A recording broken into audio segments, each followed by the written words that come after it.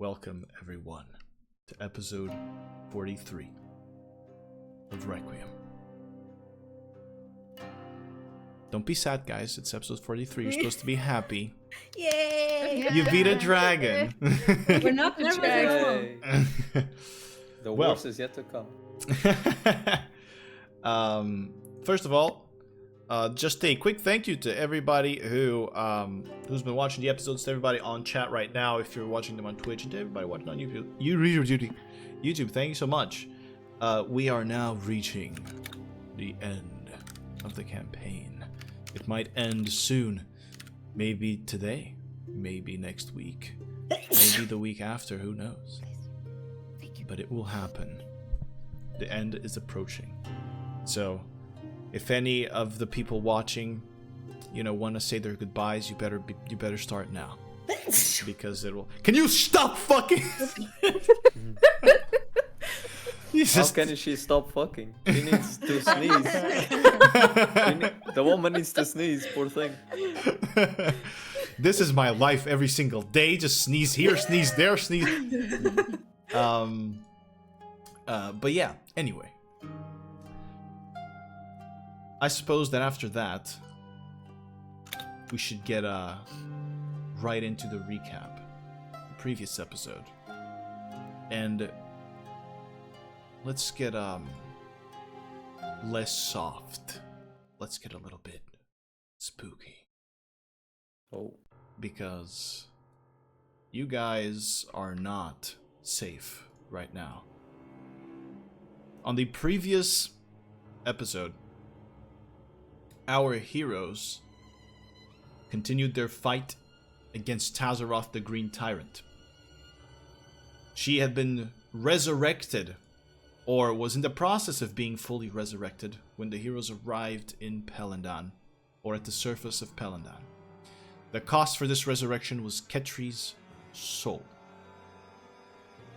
The heroes stumbled upon the situation, and being unable to leave Ketri back, being unable to chase after Aiden, they made their choice, and they went after Tazzoroth, and they decided to rescue Violet's adopted daughter.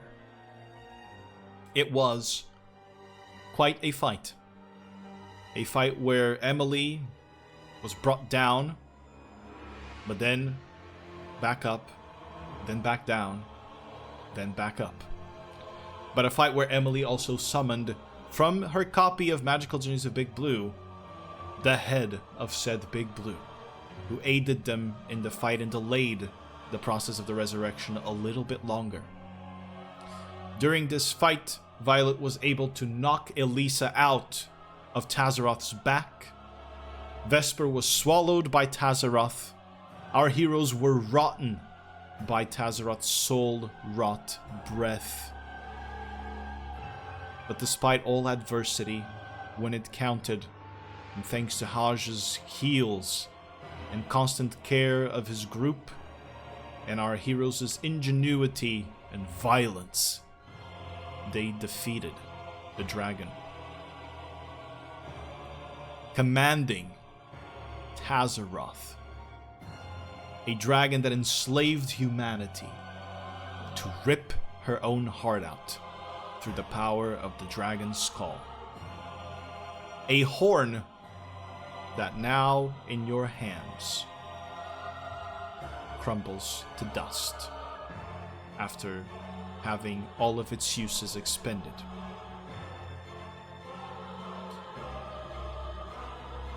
I also remember that I had something that I was supposed to mention. Right.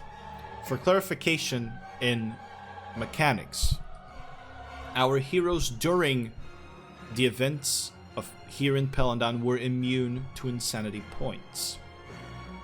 I mentioned this narratively, but I realized that mechanically it might have not been clear. They were immune to insanity points due to Emily's speech and all of their actions and their preparation. Through their moments of unity, they were made immune to insanity points here. It did not make sense to me that their resolve would be so easily broken after all the things that happened during their stay in the capital city of Nadar. Now, after the defeat of Tazzoroth, the heroes rushed to Ketri and got to her and revived her. And just as that happened, one of the towers, these spires that were feeding lightning into this writhing blue eye of pale flame and lightning. One of those towers was shattered, and conjuration magic restored around the city of Pelandan, meaning that the other team was successful in their actions and have defeated the Grand Arcanist. If you want to know what happens to that team and what happens to the Grand Arcanist, there will be a one-shot in the future.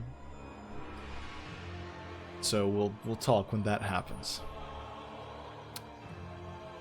So, we come back to the present. Here in this altar made of flesh and bone and stone that is kind of fused into it, you look up in the sky and see the Titan horrors still fighting against the city of Kriega, trying 3 or 4 of them trying to flank and surround the city as its cannons fire every which way. Those tentacle-bearded creatures, nightmare eaters, as they are called in this world, fly above you, as do the terror wings, as do weavers spawn, these writhing masses of tentacles of abstract form that just fly or are launched up in the air. You have no clue how the battle is in the ground level, how the troops of Herskellen, led by King Magnus, are doing. All that you see in the sky is that the Spectre formation, that cloud of black and pale green smoke, has vanished. You see Vitromancers flying on their swords and having their swords shattered. This battle is not a winning one, but it has not been lost yet. So, in this moment, what will you do?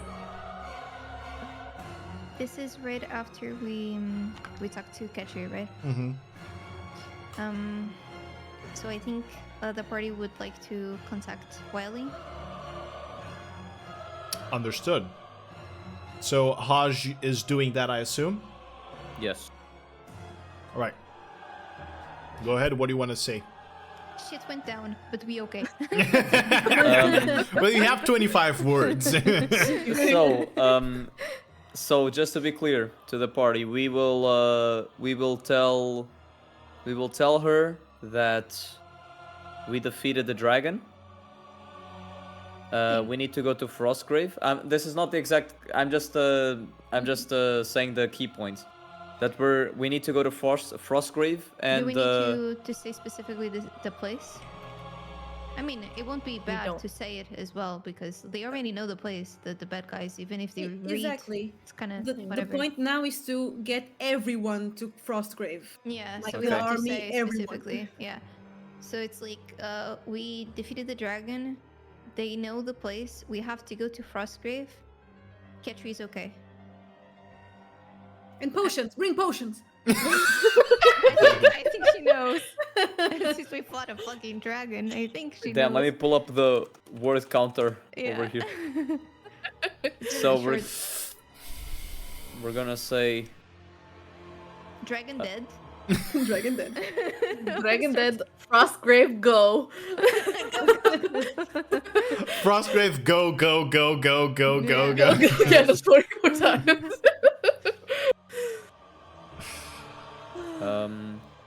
Okay, so let's go to. And are we gonna help her for like any indication?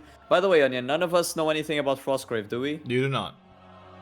Nothing. I'm gonna let Vesper and I'm gonna let Violet do. Yes. What about me? I'm proficient in history. But you are not. I'm an expert. But you're in not. history. But you're not from there. No, I'm not. It's too cold for me. I'm gonna let Violet and Vesper, who have lived long in Ipsa, in the continent, to do a history check for me. Can I have help? advantage? You can help. You can give advantage to one of them. I already Okay. have advantage, Yeah, so so- you can give it to Violet. Yeah, Violet, I give you. Can I instead do acrobatics? You can try to backflip Same. your way into a memory if you want. If you trigger your Okay. brain enough, maybe you will remember. I have advantage, right? Yeah. Yeah, both of you do. Oh, 19. Oh, okay. That's not okay. You did better. I had 17. On a 19 and a 17, Frostgrave. So, you do not know anyone who has gone to Frostgrave, but you do know that people in Soguk have been to the surroundings. There have been ships that hunted scale whales in the surroundings of Frostgrave. However, every attempt to make it inside of Frostgrave has been repelled. There are legends and myths regarding Frostgrave being incredibly hostile, and people have never made it deep in. So it's not civilized, is basically. It's not civilized to anyone's knowledge, but the people that made it back, they have reported shit from lightning striking them, striking people out of nowhere. They have reported mountains falling on top of them, things of the sort. This is the legend around Frostgrave. Do you guys really want to go? I'm having second thoughts. But if there is anyone who would know anything, they would be in Soguk. Okay. Yeah. Would Well- Violet know a guy? Would Violet know a guy? Okay, okay. So by the way, we're contacting Wiley, and then we're so are we heading to Soguk? Not yet. I wanna try something first. But Okay, first, okay. let's contact Wiley. It's Yeah, because right. it's because of the message. Just so if we go to Soguk, we should put it in the message. Not really, right? We just have to tell her that we're going. For example. We're going to find a way to get Yeah. to We there. should Our should goal tell is- her that they're looking for the Cinder Sky or not. I think she already knows in general. She's aware. But not. Okay, Yeah. yeah. Yeah. She doesn't know the name of Yeah, of the or I think actually she knows the name, but she doesn't know exactly why. You know, she doesn't the know full story. she doesn't know the contents of the Requiem of Cinders, which only Emily is familiarized. Not even you guys know. Yeah. Only right. Emily knows the contents of the Requiem of Cinders. I think she only needs to know they're going to Frostgrave. Everything is going to shit there. So Help us. for clarification on anyone new here that is watching, that decided to tune into the episode 43 instead of number 1, what the hell?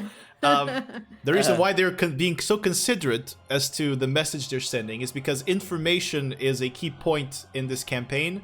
The Weaver right now has a great influence in the world, and he will and it's a nightmarish creature that affects the mind.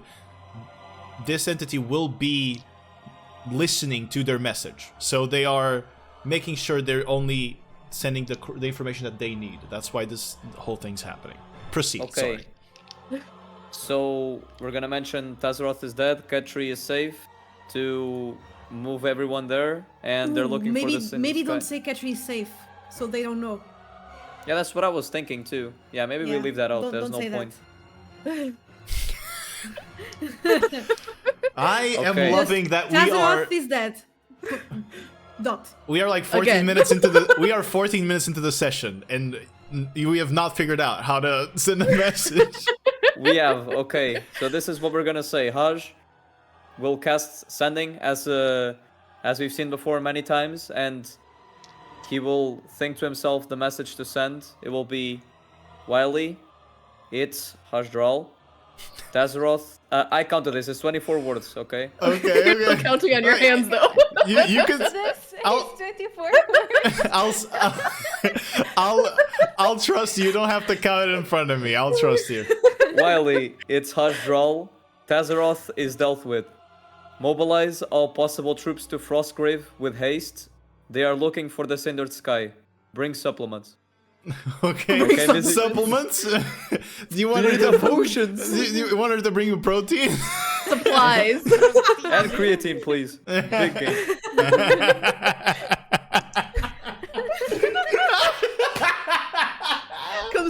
needs a milkshake. Bro, Here. why are you laughing? got The a Kool-Aid is protein making me younger, so I'm more prone to gains. I need to invest. Here's some chicken, man. I'm losing my definition. I gotta cut some more. Listen, I'm a big hunk, but I only have 14 strength. I need to go higher. This is so fucking stupid. Okay, I'm sorry. Yeah. Okay, so you send the message. You feel the message go through, but as you are thinking through the message, you feel your mind pressured. Nobody can get into it because of Omar's gift, but you feel that someone is trying to grasp at the message, and as soon as it leaves, the message is grasped, which means the Weaver has heard your words. Wiley, it takes a moment, but she answers, the Frostgrave. All right. I don't know if we can spare anyone. Did you find Aiden? Suppose you didn't. Go. I'll send whatever I can. This is her answer. I think it was wise for us to not talk about Aiden. I mean, they know that they have Aiden, so... that, now that I think about it, never mind. Okay, that's done. That's it. Emily? Check one done. Now. There's a Emily is gonna checklist? try- Yes. Yeah.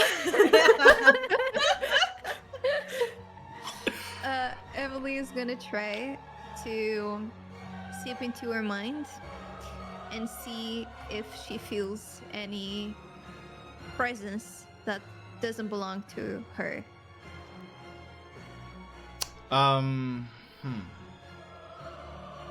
Right, I'm gonna need you to roll. And Haj will give her guidance. Okay, Yes. this is gonna have to be an intelligence check. Okay. This you cannot switch to wisdom in this particular case. It's fully intelligence check. Mm-hmm. Just straight roll. Plus the guidance. Yeah. Damn. It's a D4, right? Yes. Yep. Can it be a D20, please? Damn. That was a 7. Right, total 7. Okay, so this is for you to understand the nature of what is in there. You do not think that this is a presence that shouldn't be there. You're it's difficult for you with a 7 to know what really is there. You just know that there's some feeling. It's not necessarily a presence as in, someone's reading your thoughts. It's just a feeling that is there and that connects to that twitch that you have in your eye from your insanity point.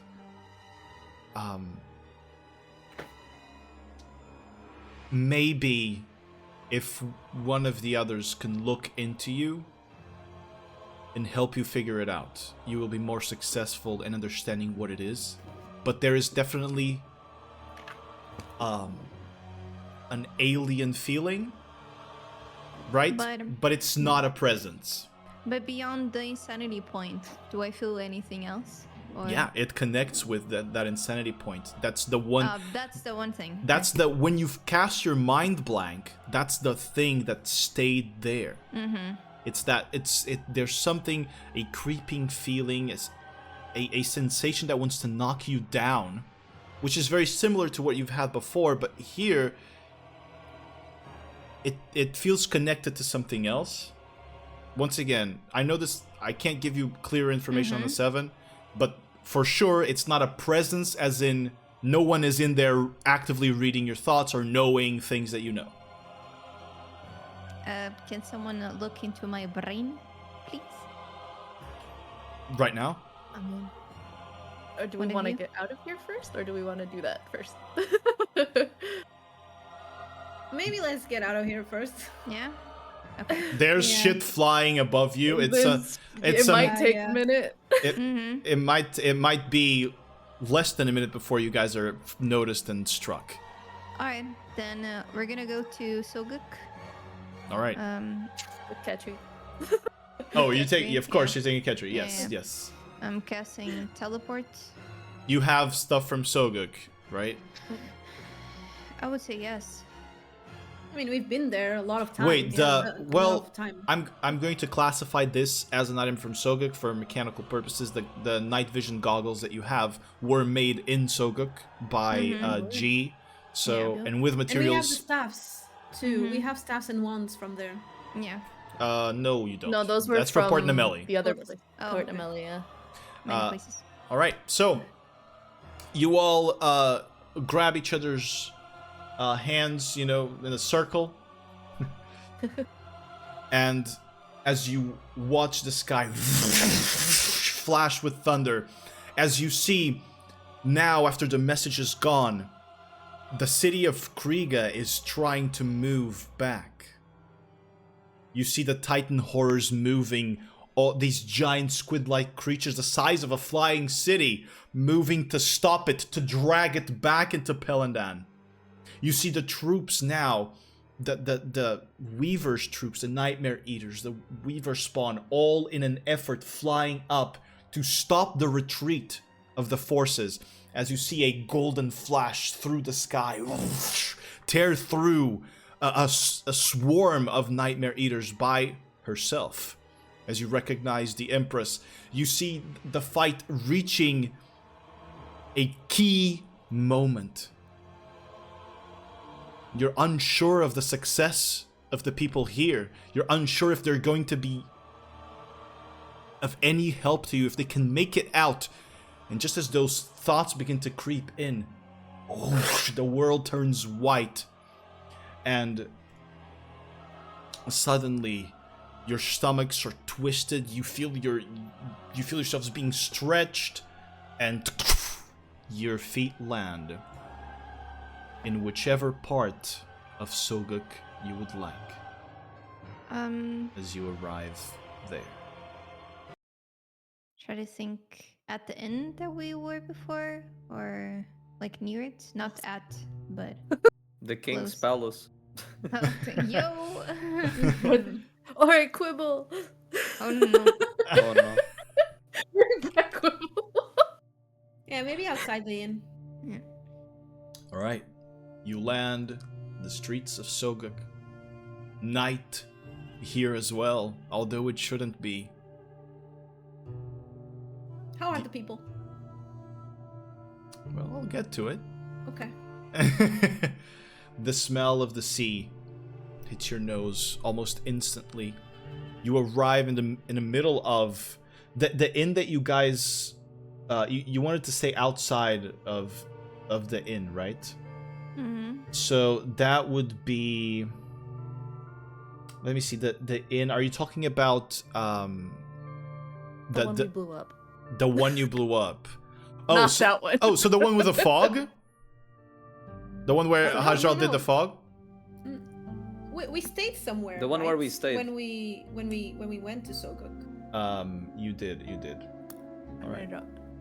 It was the Black Barracuda that we blew up. Because Yeah, that the was when- the Black Barracuda Yeah. you guys blew up. Then there was the fog incident with Sea Lion Dion, or Dion. Oh yeah, that's right. Yeah, that was the one. So you're talking about the Frigid Flagon, which was the other random one where you guys stayed, the lower class one. Not the fancy place, yeah. Yeah, so it's in the Rise. You look out in the streets, you see the people looking out in the sky, a general feeling of panic. Those that were on that street as you guys just arrived are scared. You begin to take in the setting, the black buildings with the blue mavanite veins on them, glowing. The sea and the fjords in between which the city of Soguk is built. You look up at the hill of the Rise as it crests farther up, and you see the lighthouse of the Mavi Conclave. The first city that you as a group have saved. You return to it. What do you do? So you said that people got scared because we Yeah. teleported? There's a few individuals that are I'll play some tunes. Be like, don't you worry, we're okay. Don't you worry, you'll be safe. They run. It's just the teleporting bard is gonna be a legend in Soguk for a while. Yes. Finally. Roll a performance check for me. A 32. A legend indeed. I made it. But you're here. There's Do no we like see any guards? fighting. No Great. fighting. Any guards out on the street at this moment arise? No, you don't. Not right now. But Less you know that they security, man. patrol. I look inside the inn. Do I recognize any faces? The frigid flagon, you open you open up the door to the inn. I mean, the place is packed, but the mood is not that you'd expect at an inn. Okay, I think we should be fast and just contact G straight away through the message. No? But the thing is, the Weaver is listening. I mean, I don't know if it makes that much of a difference. I think it won't at this point. Will it? I mean, You what? think so? Yeah, maybe it was because we were in a high Okay, station. maybe say to G, meet us where we said goodbye. Yeah. But then we're gonna be telling him that we're in Soguk. That's what I don't want. They to, don't- the don't- Weaver they to don't do. know. And And they don't care. Legit, it's like they don't know that we have a key element yet. They know there's something they're missing, but they don't know. Like, they got the information to go to Frostgrave. They left. They're like, bye. And the they don't know thing where is- we said goodbye to him. The thing is, they're gonna have information on their prime opponents. Like they know that we're far away and shit. Like they're gonna know our precise location. They can either stop us, they can make calculations based on that, like they can stipulate where we are. You prefer to not No, that- risk that and just take a bunch of time trying to find G? No, I want to find G, but like I'm trying to think if there's a way that we can tell him that we're here without insinuating in the message. Without Like sending. we tell him, G, you must go to the inn as fast as possible, for example, but we don't mention that we're there. We just say that it's an emergency. Something needs him. But like, would that The alternative, work? I think G was staying here when we left. We could just go in and ask really quick the At the end. innkeeper, Yeah, I think- and just be like, yeah, I think is that'll he be here? fast. We can do that. Yeah. Like, we're right here. Like, We can do that very fast, I guess. we can go in and ask. So who does the just- talking? Who's the face? I'm not going. While you're going, can I cast Divine Sense to see if there's something suspicious? Around 60 feet of you as you cast your divine sense. No. There's no evil presences at this moment, no. Okay. Okay, Haj will go up to the innkeeper and he'll say, "Greetings. We are looking. He was a dwarf, right? On the off, he's a dwarf, No. right? No. No, Gnome. the G was a gnome, yeah. But No, I always fucking. the innkeeper Mix them here is a female Uteli. If you remember correctly, I think if this was the inn that you stayed at, I think it was. It's the same. But yeah, it's the female Uteli. She's you see, like, you know, she has feline characteristics, and you know, it would be difficult to tell tension, or more difficult to tell tension through just, you know, an immediate look at someone. You have to, you know, look in their eyes, maybe look for some signs. But her hair is spiky, and it has been for the first few seconds ever since you guys walked in, that you saw her, right? And it keeps being like that. Everybody, you see her kind of move the flagons and mugs, and her hands are trembling. Shit's going down.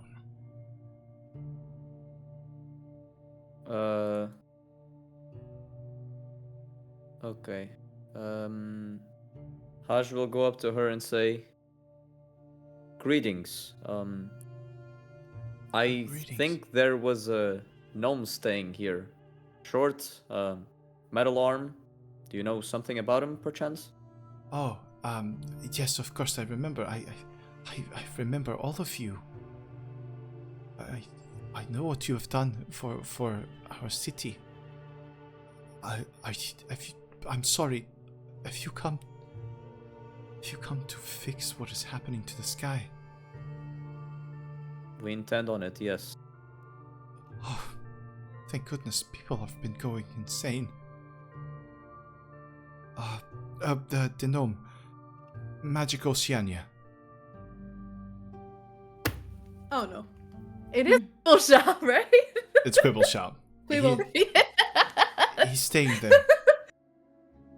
We're talking Vesper about runs. the gnome with the metal arm, She's not going. Quibbles, right? Gnome with the metal arm, yes. Oh, okay. She's Well- gone. Vesper's out the door running. Thank you. gone. As they get moving, Haj will just let out a quick word saying, "Okay, thank you very much, and may Dalgar be with you." Thank you. Thank you. Please and good luck. And we go off. Alright, you're sprinting to Magic Oceania. With Ketri. Yeah. With Ketri beside you, How's dragging her Ketra around. looking, by the way? Hurt? Can I cast a level 3 Cure Wounds on her? You to sure can. See if she feels any better. You sure can. Go right I ahead. want to also see like how, like what betters in her, so to say, because I want to see if this is like superficial damage or if there's something deeper.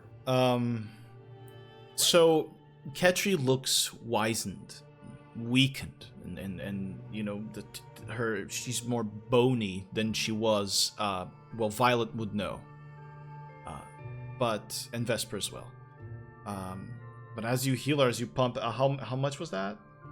Level 3 Cure Wounds. It and- was a 15 heal. As you heal her for those 15, you see her regain a little bit of her color. You see her regain a little bit of her mass, let's say. But this is going to take maybe months. There's nothing you can do right now. Ketri's heart was nearly ripped out of her. Ketri's soul was nearly ripped out of her body. This is not something that you can heal right now. But as you do that, she goes, Thank you so much. I appreciate that. And she is hobbling her way after you. I'll but- help Is her. she? Can I help carry her or something? Yeah. Like yeah, since she's wizened, I guess it. You can do that along with Violet. You both can help her. And I stay Yeah. behind in case she starts falling Okay. backwards. I grab. I'll say, are you okay with staying with G? Of course, I've not seen him in such a long time. I'm more than okay.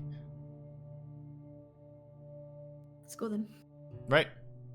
You run to the port, to the Magic Oceania, or it's towards the port, but it's still here in the Rise, still in this neighborhood. You see the building that kind of stands out from all of the others. Since in this case for the Magic Oceania, the blue Mavinite, that mineral that glows blue, kind of just slowly waves and swirls instead of staying put as it is for the rest of the buildings here in Soguk, or for the majority of them. This cylindrical shape, it's not very tall, kind of 2-story building. It doesn't seem to be closed, and there's light coming from the door. Harsh takes a deep breath. Oh, Harsh takes a deep breath. He knocks twice and he comes into the shop. all right. Well, Vesper's trampling you over. Going in. You go inside this really tight space. There's things all piled up, but there's difference in the things that you see now piled up. Instead of magical items and potions and scrolls and leather bags and all of this, you see little pieces of metal. You see a kind of how do you call it? How do you call the little wheels for the setting symbol What's Coggers. Or Cogwheels. Cogwheels. Cogwheels. Coggers is the emote. Coggers is the emote, yeah. All right, so Cogwheels. there's a bunch of cogwheels, yeah. Spread out. There's devices that you've never seen before. There's some made out of wood, most made out of metal. There are toys. You see a little standing on one of the shelves. You see a little toy of a it's a strangely shaped lizard, a pink lizard that has a stick on their hand, and they just walk and bunk with the stick No. as they walk forward. And standing, not quite standing, but sitting on a very high rise stool, and with another person beside them, you see an old gnome, bearded old gnome with one missing eye at the counter, and beside him, little tiefling boy, as they are both currently arguing about something. But as you smash in, G just looks at you. The kid looks at you.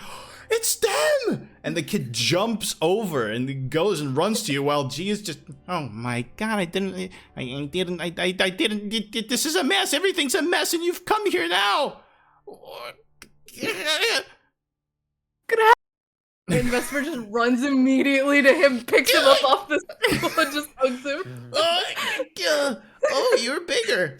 And he grabs you too and hugs you. You see him kind of lean into the hug a little bit. Oh, come on. Okay, it's done. And he looks at all of you. No, come on. He's trying to push you, and he's still strong. It's like trying to hug a cat that doesn't want to. Yeah, that's exactly it.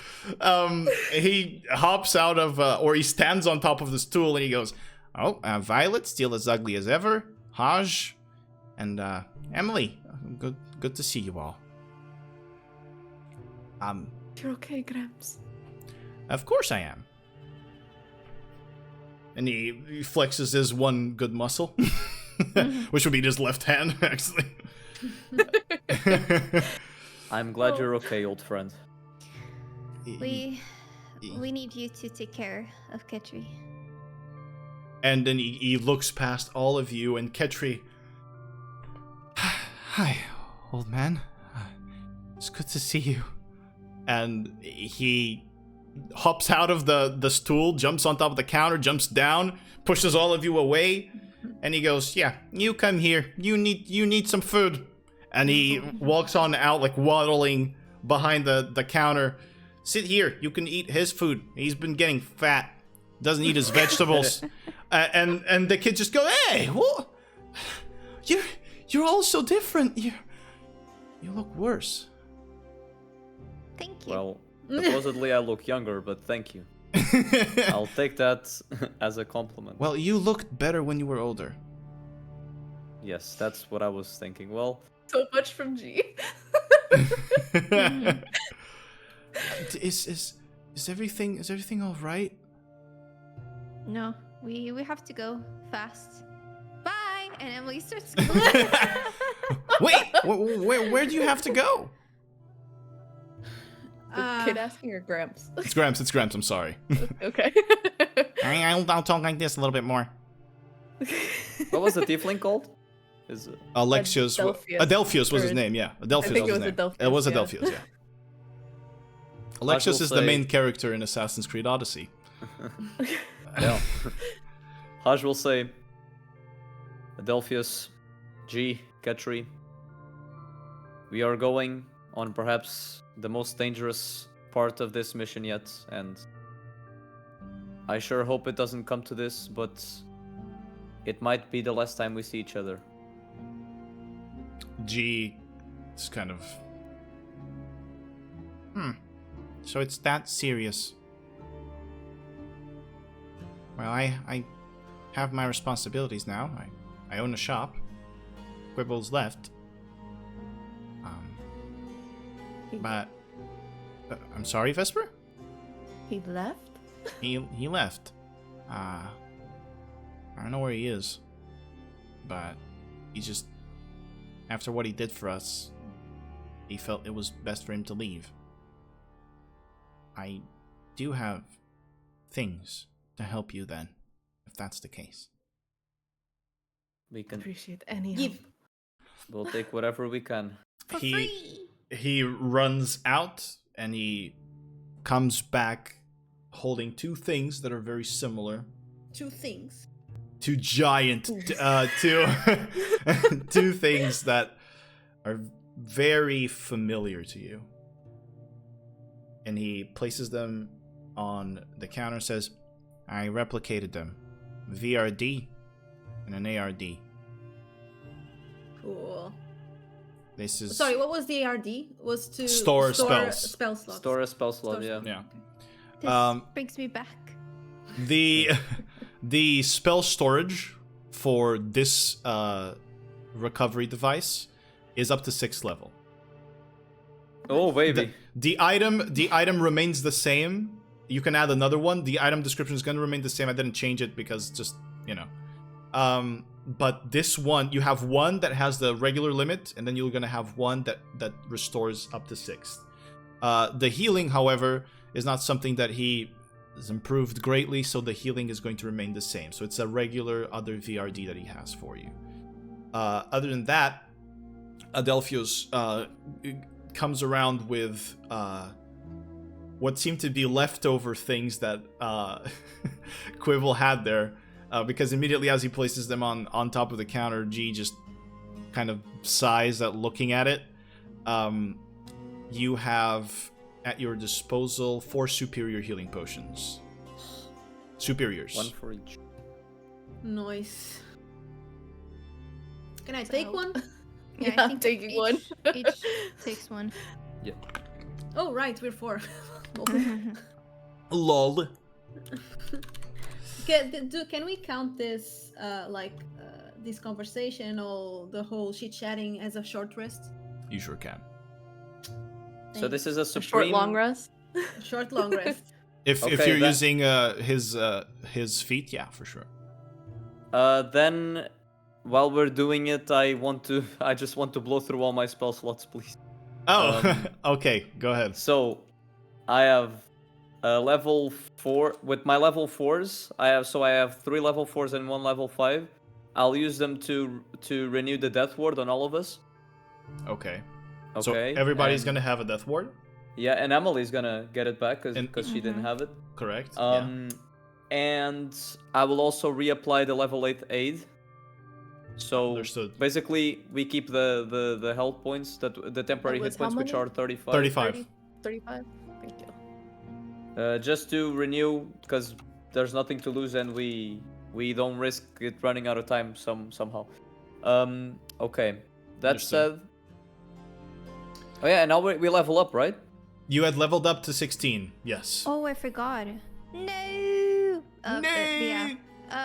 Also, I wanna charge the DRDs. Oh, you want to charge one of the yards, the arcane Yeah. recovery? Yeah. Can I With- charge it with the? I'm gonna say, Fish, you can take the level 6 one, I'll take the level 5th, and I'll pump a level 5th into my one, okay? I can only pump an 8th level, so It will store. It will make it a 6th. It will make yeah, it a 6th. It's fine because I'm gonna sleep. It's so- because I have no 6, 7, or 8 levels, so I might as well Yeah. just take the 5th level order and put the... All right. Yeah, I have just 1/4, then thirds, and 2. All right. and 1, So you have a 6th level spell slot stored in the arcane recovery device. Yeah. By the way, did you use the scroll to teleport, or was it your spell slot? That you used? Mine. Okay, got it. So the scroll's still up. Yeah. You still have the scroll. So let me had- level up I then. had enough slots for it. And I'm charging my claws just as well, just before we All right. rest. Oh, right. I charge my circlets. To as change well. the rules. All right. Everybody's here in G's shop. Fully recharged. Yeah. and G's talking to you, and you just go. "Ugh." Just taking a shite. It was a supreme that you said, right? A potion? No, superior. Four superiors. Sorry, not supreme. Yeah. Four superiors. I Not have as good. advantage on Constitution. I still have a supreme healing potion. I don't know if maybe I should hang on to it, right? Mm-hmm. It'd be better. All right. Superior. In the moment that you guys are here resting, G goes up and he points at the toy metal lizard that bunks with a stick. And he goes, That's you, Vesper. Beautiful. So my best craftsmanship. You You've want been one? Working very hard. I would love one. Well, you can take that one. That's the only one that works. That's why. Take it. That's why it's, you gotta attract business. Can I take one that doesn't work? Why would you do that? I want one. Sure. And he goes in the back and grabs. He grabs one of the. It appears that he has a lot of models. This one, it's still a pink lizard, but the eyes are googly, and as he places it on the counter and he just boops the head. Instead of the arm bonking with the staff, the arm just goes around. and it can't quite move, and it falls back on its nose. See, that's not Vesper. It is for me. All right. You've always been weird. You too, old man. But And I put it in the bag of holding. I respect the gains on you. Yeah, I can beat the shit out of you now. Wanna try? We have a world to don't- save right now, so after that, we can try. All right. It's a deal. He this extends I his have metal to see. hand. I'll shake it. It's a deal. Now we have to. Should come we back. go? Yes, you do. By the way, well, first of all, we say our goodbyes, right? We make the dramatic, sad goodbyes because this could be the last time we see each other. And I suppose so. Will Emily, not Emily, sorry, will Violet know a guy in Soguk that maybe knows about Frostgrave? Because We'll see. we fucking need it. First, let me say goodbye to my daughter and not just Yeah. bye. Ketri, eat your fucking vegetables. I'm way beyond that, Mom. I don't need I you. don't care. I was the one telling you to eat your vegetables. Be careful. I will see you soon. I will see you soon too, Mom. And I'll hug her so she doesn't see me cry. She hugs you and she tells you, I know that you'll come back. I believe in it with everything that I am. I know that too. Be safe. The kid, Adelphio's, you see him tug on your dress. Miss Violet. Yeah? Well, and G kind of bumps him in the ass and says, "Go on, kid." When I was alone, you were, and everything was going to everything was going poorly. Yeah, you were the first face that I saw in a long time. And, so that stayed in my mind for a while. And I made this. And he grabs a little wooden figurine. I'm not as very good with metal, but I've been working my way around wood. And he gives you this wooden figurine of you, with the flowers that you and Emily would create all the time, kind of wrapped around you. And he says, The eyes are blue because they have Mavinite. I knew that you had green eyes, but I didn't. There's no green Mavinite. There's just only blue. But at least they glow now when it's night. This is perfect, Adelphius. You're really good at this. And G goes, well, he could get better. Shut the fuck up, old man. Did not miss that. You did great. You did great. I don't remember correctly. Did Adelphius create something with magic? He did something, right? He had some sort of magic with him, yeah. Have you been practicing your magic? Oh? Maybe. Maybe I'll teach you some things. Go ahead and boop the nose. I'll boop it. Shut the fuck up! Wow. I recorded that. That was my best you voice I could do. That's amazing. I'll put the figurine right in front of G, and I'll press a lot of times. Shut it up! Shut up!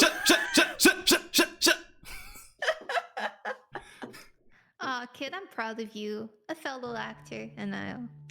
Oh! thanks. Well, thank you. Maybe one day I can make one of your instruments. I would like that. Okay. Hey, and wood is as good as metal, so keep doing that. I didn't think you'd say wood was as good as anything, Violet. I'll press notes again. I give her the bonking Vesper to hit G on the face.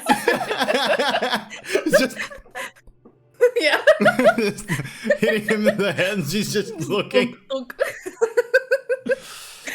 Alright, off you go. It's more than time. Thank you for everything, Gramps. And Adelphius, you look after this old man, okay? Of course I will. Yes. As I leave, I'm gonna shout, "Your granddaughter is a really good kisser," and I'll just go. You can't see it because she's pink, but Vesper is pinker. That's crazy.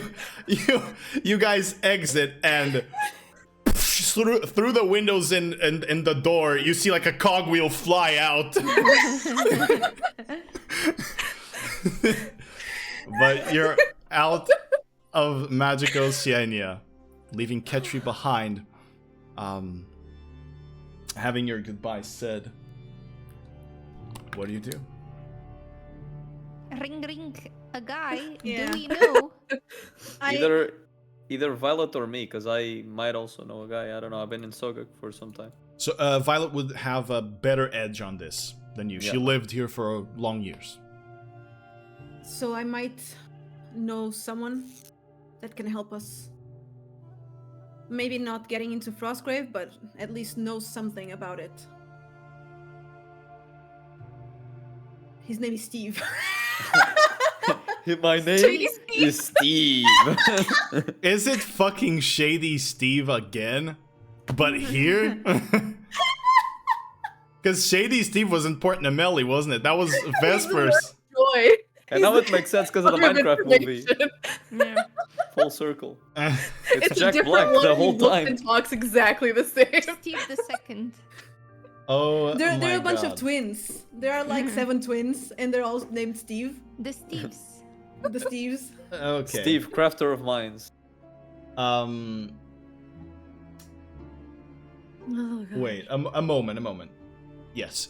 So, Shady Steve was a character that Vesper had called upon on Port Namelli using the I know a guy rule, where when the characters need some help with something, they can say that I know a guy if they've been in that place for a long time.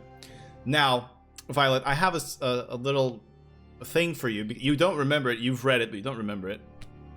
But I love that Shady Steve character a lot. And so in Violet's short story that I've written, and it's not published anywhere, by the way, it will be in the future, there is one such character that Violet relies upon that is her go-to guy. And it can be another person named Steve. We can do that. But I would like to recommend you CD Silas.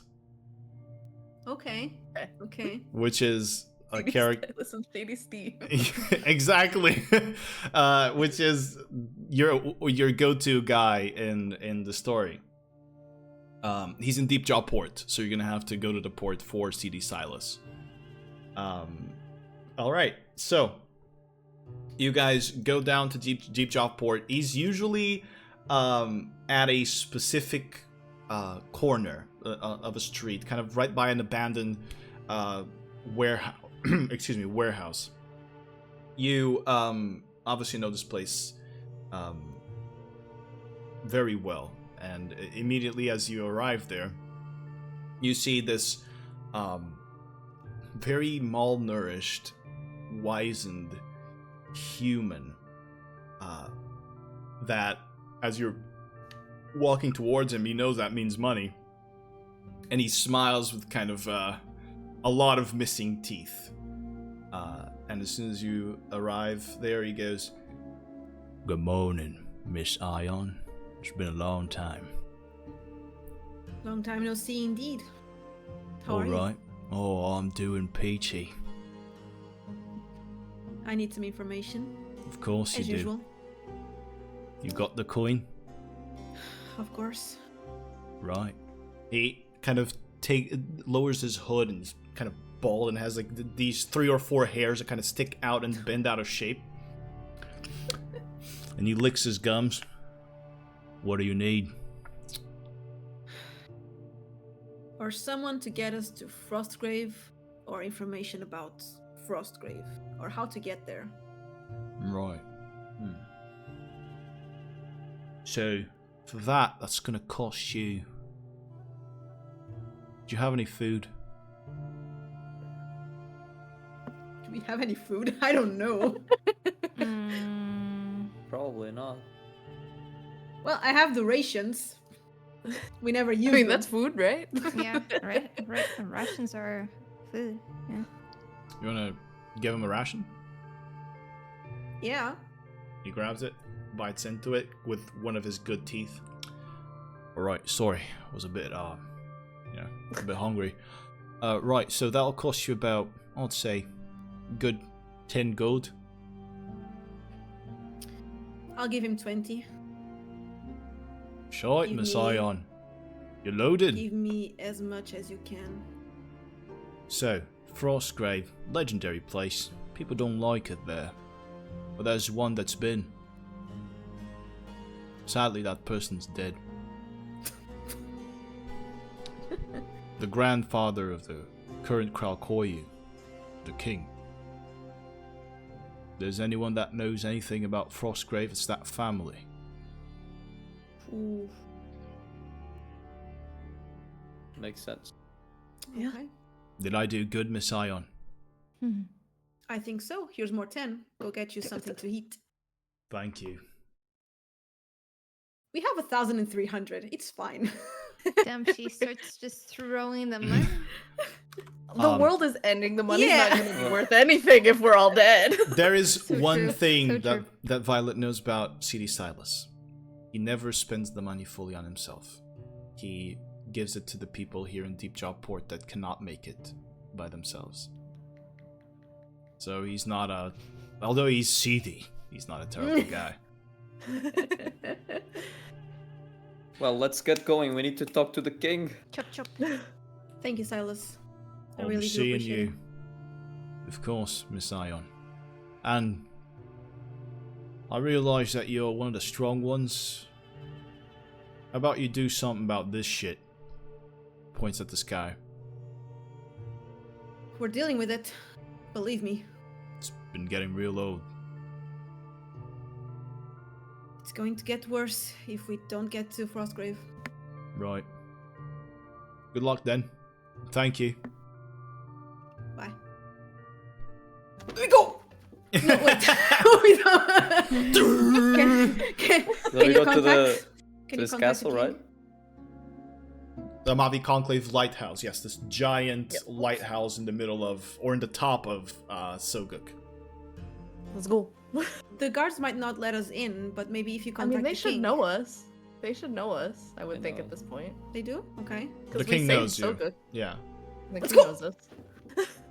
All right. Oh, I mean, The violet run. The canon violet run. Very fast. Their little heels go click, click, click, click, click. All right. So, you guys move, climb all the way to the rise. It takes you a better part of like a half hour to climb back up. This is a big town. Even running, it reduces the time a little bit, but it is a big city. You reach the top of the lighthouse, giant black building with the same veins of mavanite glowing in blue now at night. And as you reach there, the gates are closed, but there's a little smaller door that is open. As you guys know, the Mavi Conclave Lighthouse here is also a place for the Parliament the Darincia Parliament to gather. So it is a place that is open to the town.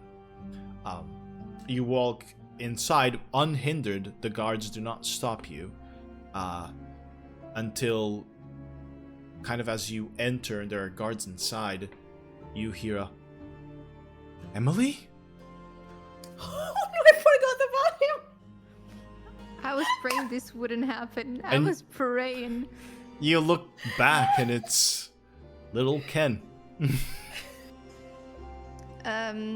Emily is gonna fake her own voice as like a very deep voice. Okay. And be like, "Hello, do I know you?" Yes, Emily. You were supposed to meet me outside the city, but you never did. Oh, maybe you're talking about my twin sister. I'm Emilio. You're with the same people. Oh yeah, because she asks me for help, but she's not with us right now. She's not doing so great. Hush steps in the middle of Emily and Ken, and he'll says, "Sorry, we're the bodyguards. Mr. Emilio has some very important compromises, and we need to go as soon as possible. I'm sorry, sir." And he just gets Emily by the shoulder and he starts walking forward. He's not going to bother you anymore, but you kind of look back. He's pretty sad about that. You see him kind of go, Arthrob Emily. and you, Vesper, you hear him kind of go, "Oh, why go through all this? Why won't you talk to me? What did I do?" And We don't have Vesper time kind of for just this. gives him I a think little there's clap more on the important shoulder as things, she Ken. brushes past. We don't have time for this. There's more important But- things. Ken. It's not you, it's her. the inside of the Mavi Conclave, you have this beautiful kind of marble flooring and the desk at the center with an individual there. You see kind of these blue-skinned tieflings, some of them kind of moving around with kind of darker grays that mimic kind of these sea colors. But you reach the front desk of this to a to a young lady that is right there at the front. I suppose it wouldn't be exactly young, but looks young, tiefling, half elf. What do you say? We need to talk to the king. You're the heroes that saved. Yes, come on. Yes, the king. Fast. She runs back, jumps out and runs. Soon after, a few minutes after, A few minutes, we don't have time for this. I'm sorry. You see coming down, kind of rushing down, a male tiefling, dark blue skin with these like lighter blue scar tattoos that kind of form waves around his chest, very large build, wide chest and thick arms, legs, the long dreaded black hair with these gray wisps, and the small kind of gray horns that barely emerge from his hairline, and the piercing light blue eyes of Krakoyu Okeanos Mavikan, I'm sorry, what? I was trying to remember his name. Yeah, So I was like, that was Okay, yeah. Or as some would like to call him, the first DILF that has been ever mentioned in this campaign. He arrives and he sees all of you. He's wearing his kind of royal garments, which are the sleeveless black corset, kind of embroidered in gold. And he is not crowned at the moment, but does carry with him on a harpoon in hand, As thinking that maybe you needed to fight or something. You kind of see him rush down. As he's approaching, you hear the clank of Vajral's armor as he kneels down, and he says, "Your Highness." No, Vajral, it is good to see you all. Is there an urgency, an emergency? I bow as well. My king. I bow We to need Floyd. information. We need as much information as we can possibly have about Frostgrave. We need to go there immediately. He looks around. Is it important that we speak in private, or is it fine here?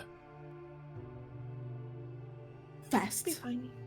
It's fine. Here's fine. No, come! And he runs to the door of the parliament and opens it right behind the front desk, closes the two doors himself, and you are inside of this beautiful black marbled Mavanite imbued parliament that just this giant amphitheater with a bunch of beautiful like ebonwood chairs and all that shines in that low blow glue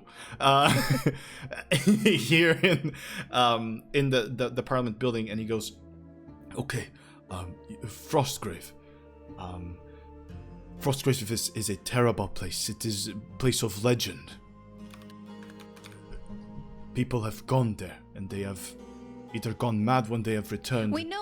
We have to go there. Okay. All right. Emily, please do not rush the king.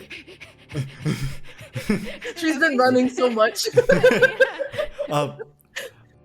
My grandfather was called mad when he returned, but the fear in his eyes always seemed so real to me. He showed me what he saw.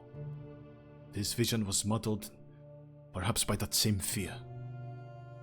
He crossed through the cliffs of northern Frostgrave, fighting creatures that hung from the rocks like they were trees. Creatures of monstrous size, with armors of black glass that grew over their fur. Obsidian.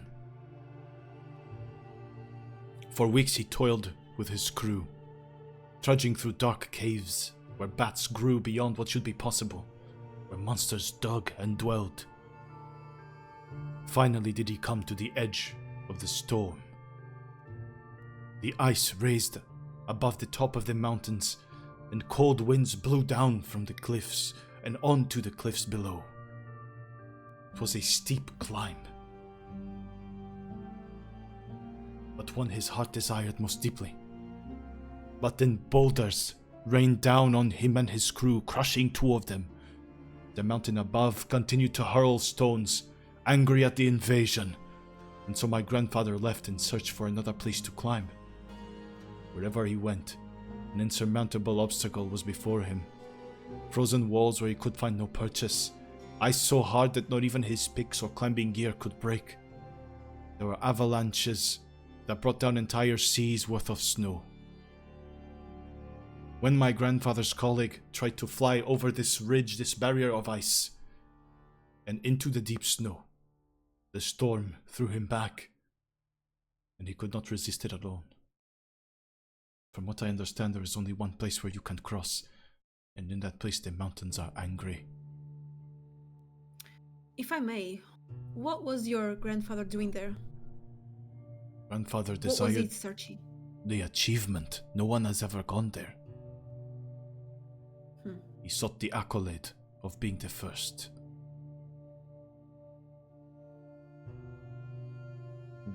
Well, We have to go there, regardless of the danger.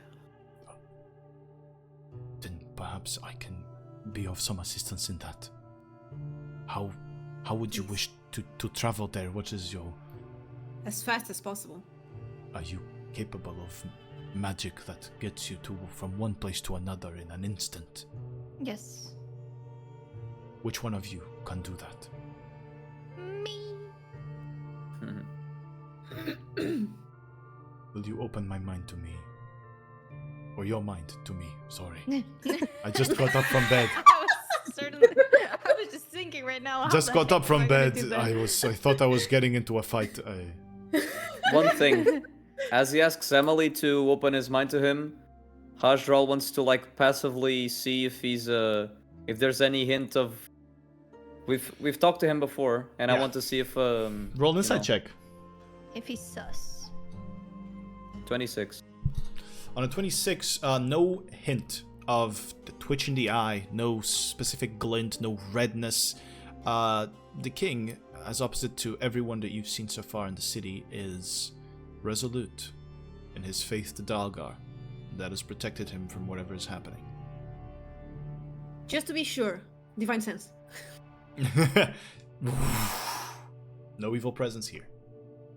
We're good. Okay. We're good. Emily opens her eyes and her mind. Does mind blank allow you to selectively? I think so. I'm just immune to charmed and psychic. But I think it did something about protecting your Let me mind check. from being penetrated. I want to. I think so. I want to but know if I'll if check. intentional, Yeah, if yeah. you let it intentionally open. Any effect that would sense its emotions or read its thoughts, divination spells, and the charm condition.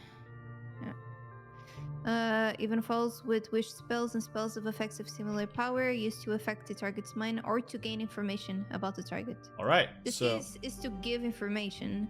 understood. So that means that you can fully open the mind, I guess, because it also doesn't say.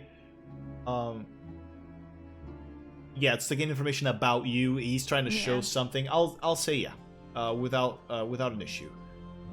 You are taken into this kind of what seems to be a soothing, calming space at first. You feel like a push in your back, and suddenly you are looking at this sorry, excuse me. You're looking at this like top of a not exactly a mountain, but like a lip of a gorge, like a giant cliff, and you can see the edge of it, and it is raised up, or beyond it you can see ice and an ice storm like just swirling around. The winds around you are strong in this place, but there is no ice on the cliff side itself, which means it's climbable. It means that it's possible for you to reach the top. And indeed, as the kind of the king, you sense his magic push.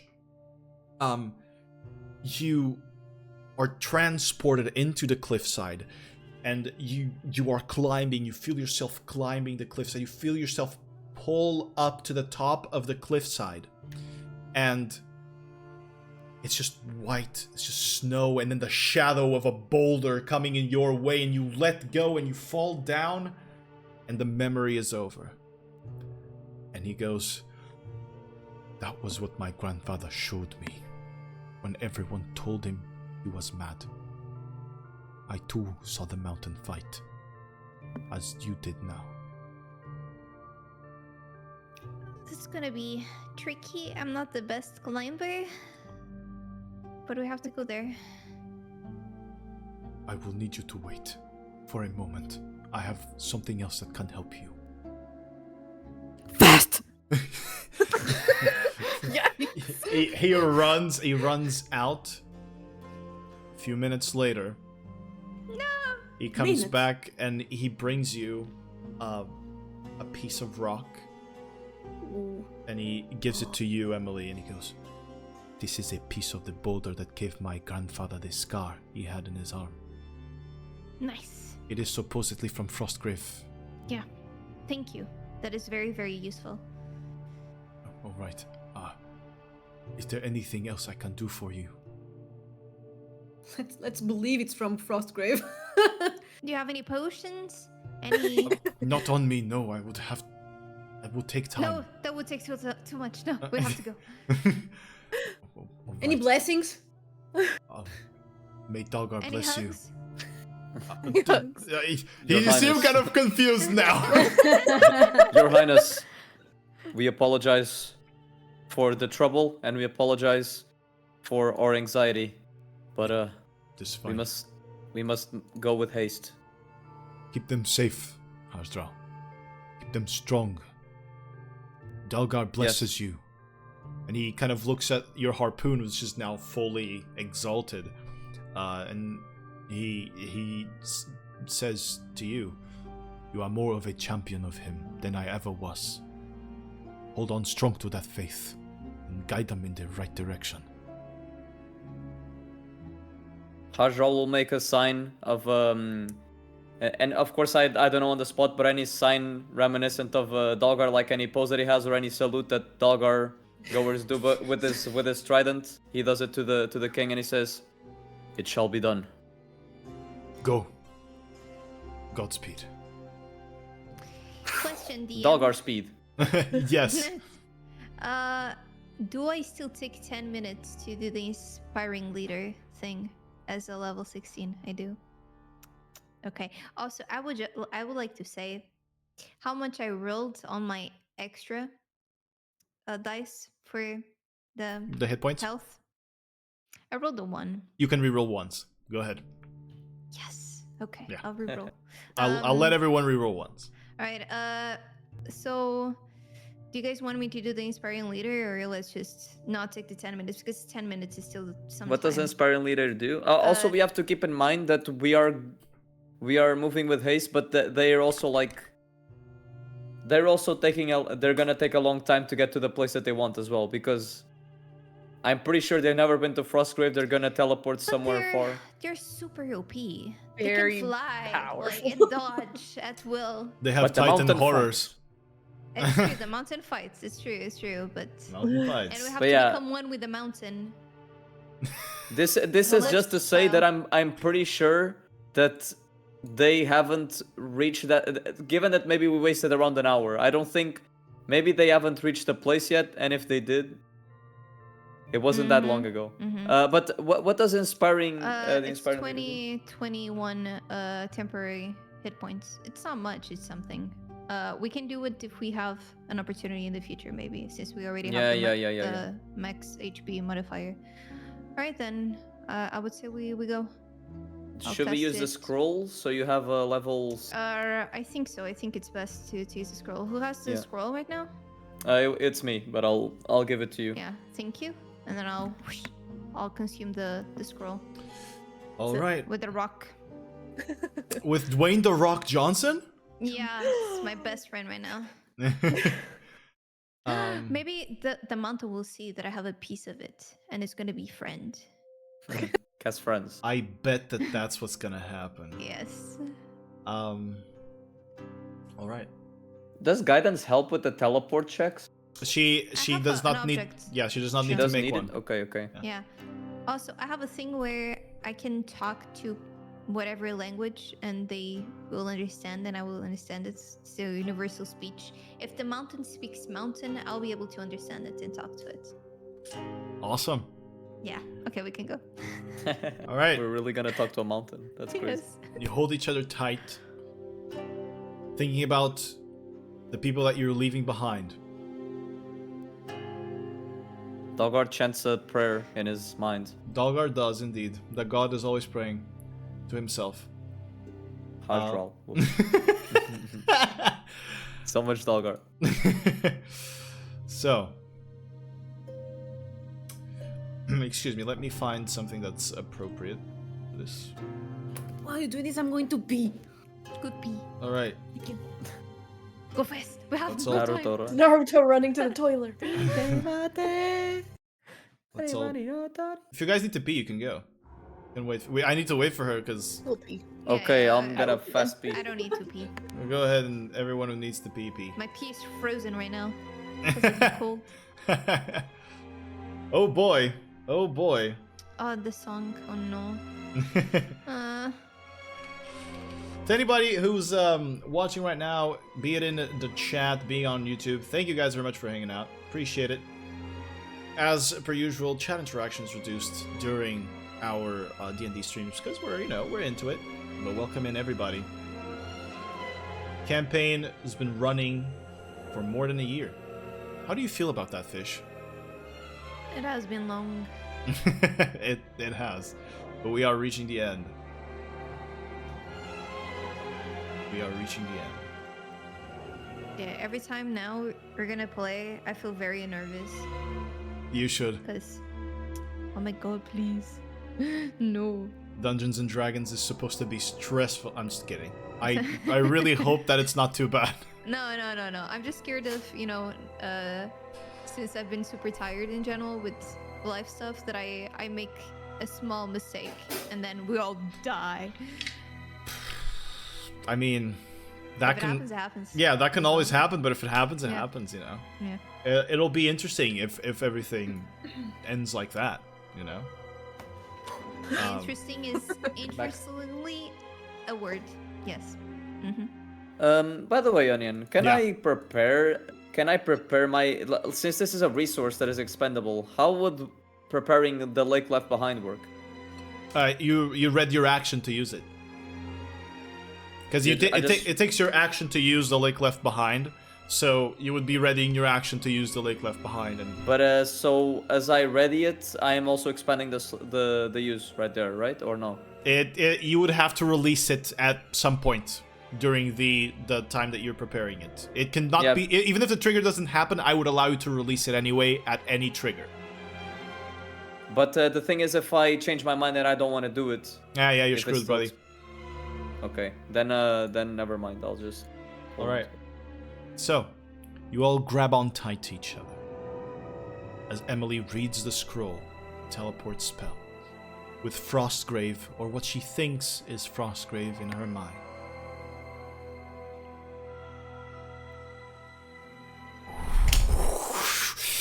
Your bodies feel lighter. The darkness of the world blends around you, and as your own bodies distort, their forms turn into smoke and flames, and then into wooden walls, into the darkness under the bed. And freezing cold slices through your skin, makes you coil your bodies. A strong wind blows as you find yourselves at the lip of a cliff, and having to ground yourselves as best you can to not be blown away by the immense, dark ice storm in front of you. It is pitch black. You cannot see. But as you land, and you kind of hold on tight to each other on the snow, you land on that lip that he managed to climb. Those flames, that smoke, Emily, that leaked out from you.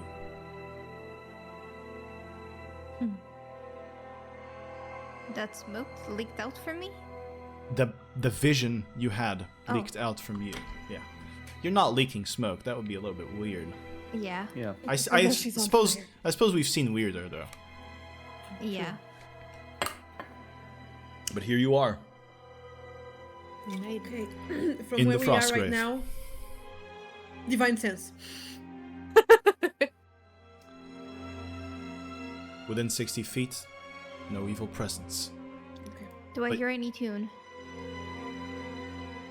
Roll a perception check for me. Guidance. But can I? If she tells you that she's going to be listening, okay. If she does that, I'll let you guide her. Tap I her got on the it. shoulder. I got a 20 Okay, plus the d4. plus a d4, so 23. So, you are in the Frostgrave, in complete darkness. The ice storm that you found ahead of you is much more than you were told. It is worse than you had seen. This isn't comparable to any cold that you have felt before, and you realize that you come unprepared for it.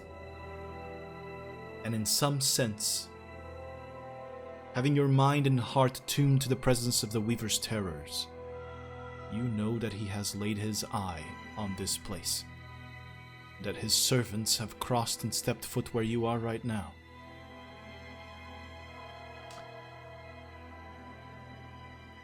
Far off in the distance, through the blowing winds in your ears,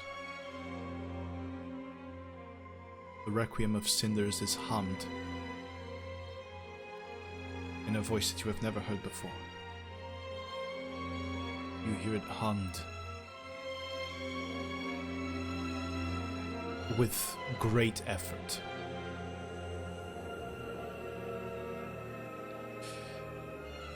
Now, the direction is difficult for you to ascertain. You four, you're standing here as people who have been, by some work of fate, given the honor of making the choice between saving or ending this world. Your chests, especially yours, Emily, finds breath in this impossible cold, knowing your responsibility, knowing the song that you're listening, trying your hardest to feel a direction. All of you, in this moment, want a direction. Am I right? Yeah. Yes. In your own ways, you're trying to find it. You have fought giant birds that fall from the sky, unraveled dark cults that sought to sink an entire city beneath the sea. You have rid yet another city of a nightmare that festered within it, unbeknownst to everyone. You even performed a miracle. You have fought werewolves, nightmare eaters, terror wings, and one of the most powerful dragons in the history of the world. You have saved your own children. You have found the heart you needed to face yourselves and your weaknesses. You have served valiantly, not only in the name of your gods, but for the sake of those you had to leave behind. For G, for Ketri, even for maybe Grime. And you have found purpose and taken responsibility when no one asked you to, but also when it was thrust upon you. You are, by all definitions possible to conceive in this world, true heroes. Through all of your adventures, you have always had direction, be it Violet's fists, Vesper's intuition, Hajdral's, or should I say Mulrak's, sense of duty and good, or Emily's search for story and song. It certainly won't be now, at the final stretch of your journey, that your gods, your will, or your voice will abandon you. No. Standing as the four in this ice storm against nature and madness, you know just where to go. Forward, into the heart of the storm. You will and you must trust every step you take. For every step you have taken this far has embodied who you are, and those ahead of you shall be no different. The song is forward, Emily. Your fist, Violet, tells you to walk. Haj, the sound of the wind, the sound of the storm, guides you forward. And Vesper, your intuition, your key, your connection to this world and to yourself, just tells you to take the next step. So what do you do? Take it. We go. Carefully. All right. Is anyone turning on the lights? Yes. It's too dark. All right. Your light shines, blearing out the storm, now revealing like this wall of rushing white in front of you. You are moving slower in these circumstances, as it is obvious. You push through the cold, through snow that goes as high as your waists, doing your best not to tire yourselves out. Snowstorm in complete darkness. Bleared, pale lightning flashes above, and occasionally shows you kind of the the contrast of the snow around you. Haj's light shines proud and apologetic while you were flogged by cold and ice. That continuously cuts whichever bits of your skin you leave exposed. I'm going to say, for the sake of this, that you had the foresight of perhaps bringing your coats and chili, Yeah. you know. Yeah. I think we had cloaks from before. It would take more than a cloak. I'm going to say you guys have winter clothes on. The king gave us. Yeah, he stripped naked, just gave you his clothes. Yo, Dilf. Your feet and ankles hurt. Not just because of the cold, but because the ground beneath is almost as irregular as those caves that you've walked beneath Pelandan.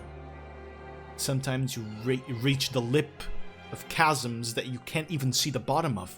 It's just snowstorm. Having to turn and then hug the walls of mountains you hadn't realized were right beside you. Indeed, you are trudging and traveling along mountainsides and cliffs, climbing up at an incline that you don't even realize is happening. You only know it because moving becomes suddenly harder. The visibility is so bad that you can't see the ground rise, nor can you see it descend. Still you move, still you trust your instincts, and Violet, amidst the cold, raises her hand. What do you need?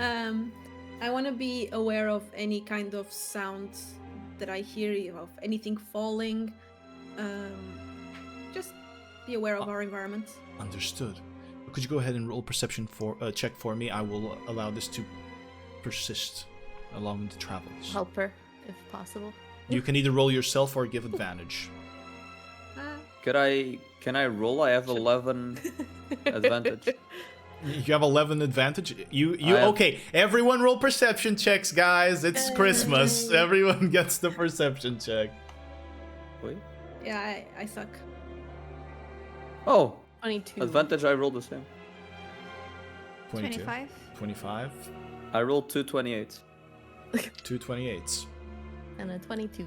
I'm going to say that you all help Violet through this by either Hajral kind of shining his light or trying to move a little bit more silently so that his armor doesn't clank around so much and Violet can focus, and Vesper helps guide Violet so she doesn't fall down, and Emily is just looking, like the Emily, and that's all she needs to do to help.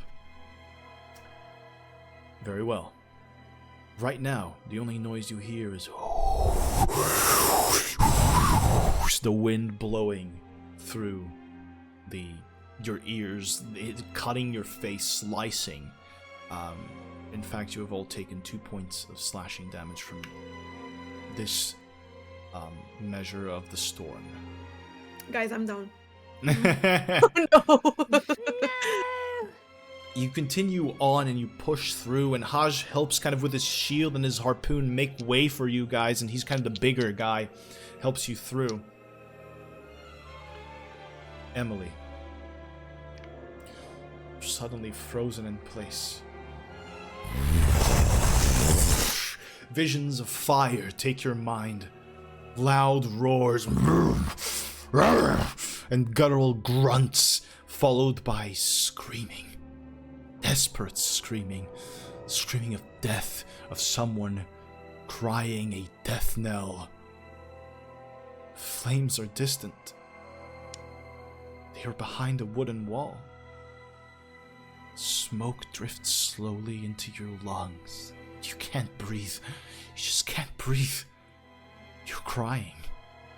tears are falling down your cheeks, but your breath doesn't come. It's dark and it's getting darker, and your heart is heavy and it hurts.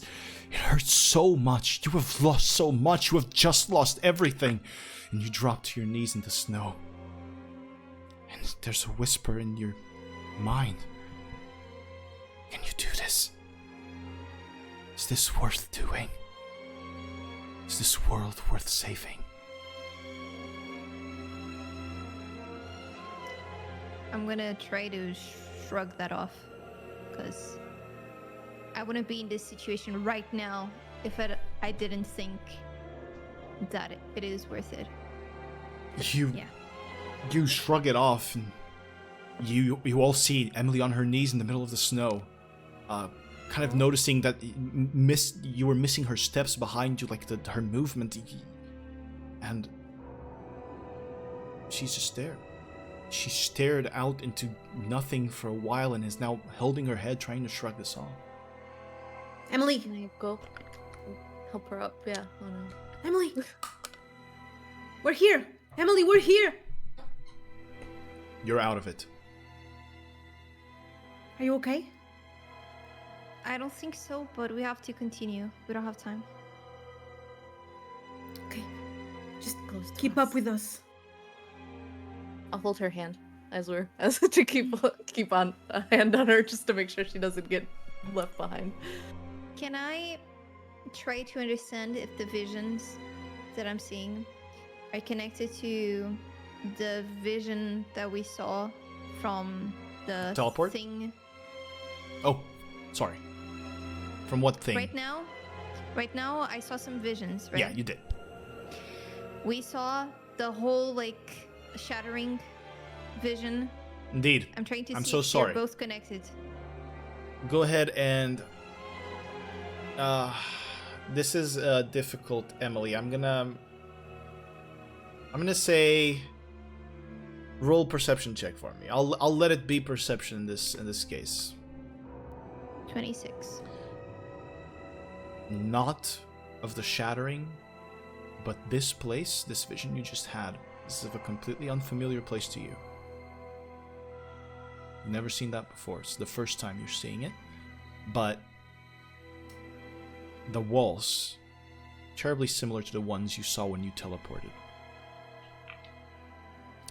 But I would say, obviously you know your home. This is not your family's tavern. Mm-hmm. From the visions you've been having before. You stand up and continue on, Emily. Yep. Indeed. You lumber on for God knows how long. There's no sun, there's no stars. Even if there were, you doubt you could see them. But you reach, eventually, what seems to be a semi-flat portion of land. Just next to an infinite chasm, darkness to your right. You see kind of these round lumps on the landscape, kind of covered in snow. Just shapes covered in snow and sticking out. Could be rocks or boulders. There's a lingering sensation in the air. Anticipation. Your heartbeats are suddenly louder in your head than the storm is. What do you do?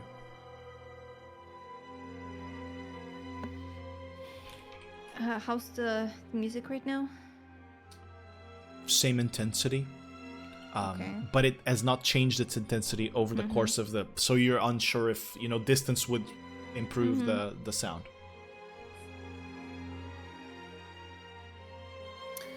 I'll say, Meodref, if there was a time that I needed guidance, this is fucking it. It is fucking. Alright, you say that. Nothing happened. In this place, yeah, maybe Nothing has happened. she can't reach here. Possibly. Are we? Wait, I didn't understand. We're at a dead end. Is that it? No, it's just No. it's just a semi-flat kind of portion of land that has these kind of lumps of snow ahead of you, and there's like a chasm to your right. So And yeah. the path is being blocked, or You can't see if it's being blocked. Like you just barely noticed, like 2 or 3 lumps of snow, kind of around 15 feet away from you. And you kind of even have to step back a little bit, to unsure of what it could be. But they're around 15 feet, which is as far as you can see, and you can't always see at 15 feet. The storm is so intense that the vision is blocked occasionally. And we don't feel that pull or intuition, anything. The intuition tells anymore. you to go forward. Yeah. That still Okay. tells you to go forward. We have to go. There's no other option. Understood. I can't think, like, I was just like thinking like if we're like about to trigger an avalanche or something. But we don't know. We have to go. We're about to I'll find just out. say let's be extra careful now. Just go slowly. And don't make noise. You move slowly through the snow. Kind of the crunch of the snow is impossible to hide, sadly, but you move on through the snow. One of those lumps kind of begins to show its shape a little bit better.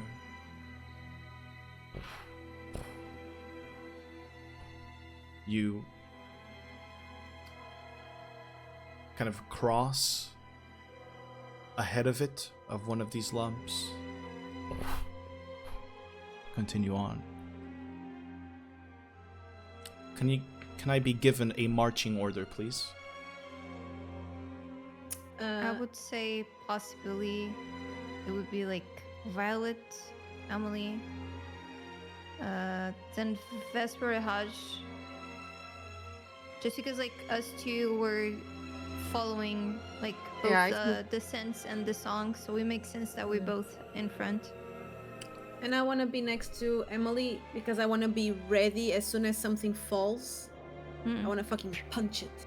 And I would say that Vesper is right after me because of the handing. The holding handing under her. Yeah. The holding hands. Handing holds. The handing holds. All right. The handing holds, yeah. Very well.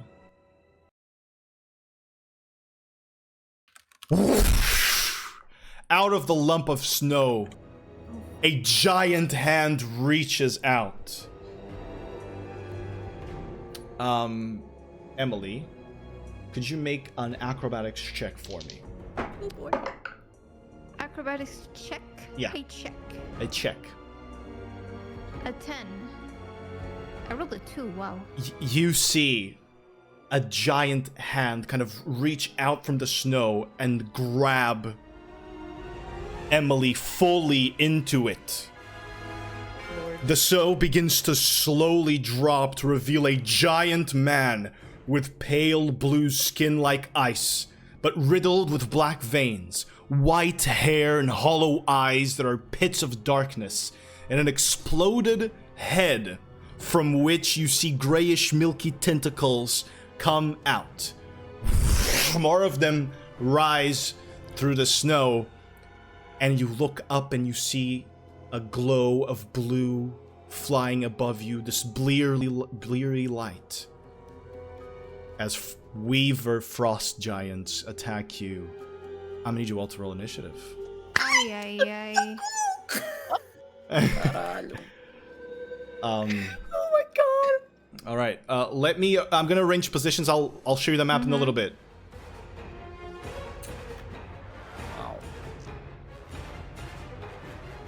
Oh fuck! I also wait. Oh wait, never mind. I don't have that. Never mind. That's my other character. Oh, the gift of alacrity? Was that Yeah. what you were thinking about that? Yeah. Oh my god. All right. So. Do they have wives? Oh my god, please. Oh, this. They are gilfs. Okay, dude. Giant ones. Giant ones. Yeah, they're giants. I'd like to. The G stands for giant in Gilf this time. All right, so here's the deal, folks. Field ground rules for this battle. If you do not have blind sight, you cannot use your ranged spells at a distance greater than 15 feet for now. This may change in the future. The storm, however, makes it impossible for you to fully see. If you are within melee, you're fine. If you are trying to hit things at range, that will be problematic. Thanks to, obviously, all of you being higher level and you guys realizing, understanding how, combat works, having gone through a lot of fights, you sense the presence of 3 of these giants. Okay? So, there are 3 of them. One of them seems to be a little bit... The presence is a little bit stronger. And do we sense that little guy over there? you saw the light of the Nightmare Eater Obscuromancer. Yes. Okay. So let me give me a moment so that I can take note of a few things here. If you don't mind. I need to go grab my Obscuromancer stat sheet.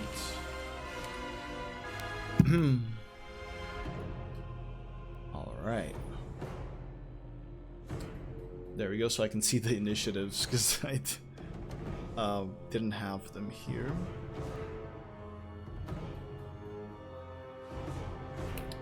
Alright, so let me roll initiative. The giants are going to... 2 of them are going to roll initiative together. The other is going to roll initiative on his own. Ooh, I rolled high for these guys. So that is...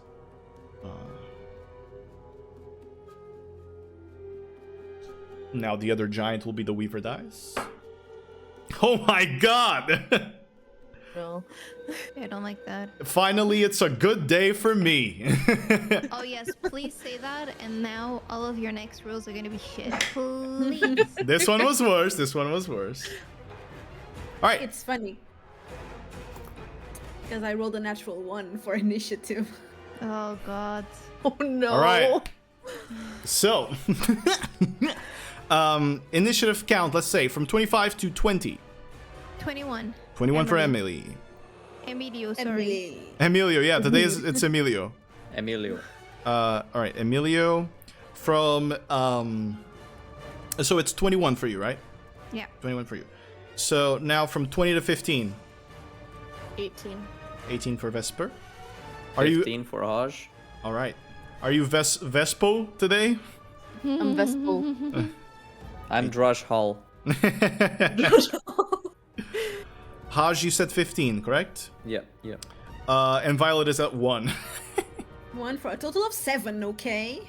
Yeah, that doesn't matter, sadly, in this case. Vesper, you have 20 something, or 20 dex, right? That is correct, yes. All right.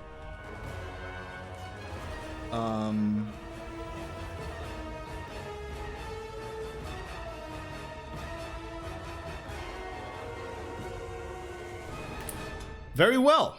Then, Emily, you are currently grappled in the hands of this individual. When it comes at the start of your turn, you feel yourself freezing even more than you were before. You take 5 points of cold damage. Right. But it is your turn. It is my turn. So right now I just have A hand around you. A hand. Does it hold any rings? It doesn't seem like it. It's just flesh. Just flesh. I'm the worst character for this to happen to. You're also the target. Of course. How big is the hand? It's covering you entirely. So it's dark around you. Yeah, but if I do like this, Oh, can I it's still- tight. It's tight. It's tight. tight. It's tight. Okay. Yeah. You can like the top of your head is out. Your eyes are in. Ah. Oh, see? The top. So you are grappled Got, like a this. finger right here. Yeah, your feet are out. You feel your feet kind of loose, and the top of your head too. Okay, But you are okay. otherwise The covered. rest. Yeah. Ah, fuck. Just see Emily's hair. in the wind. Because everything that I can target is I can't see anything else beyond The hand, indeed. And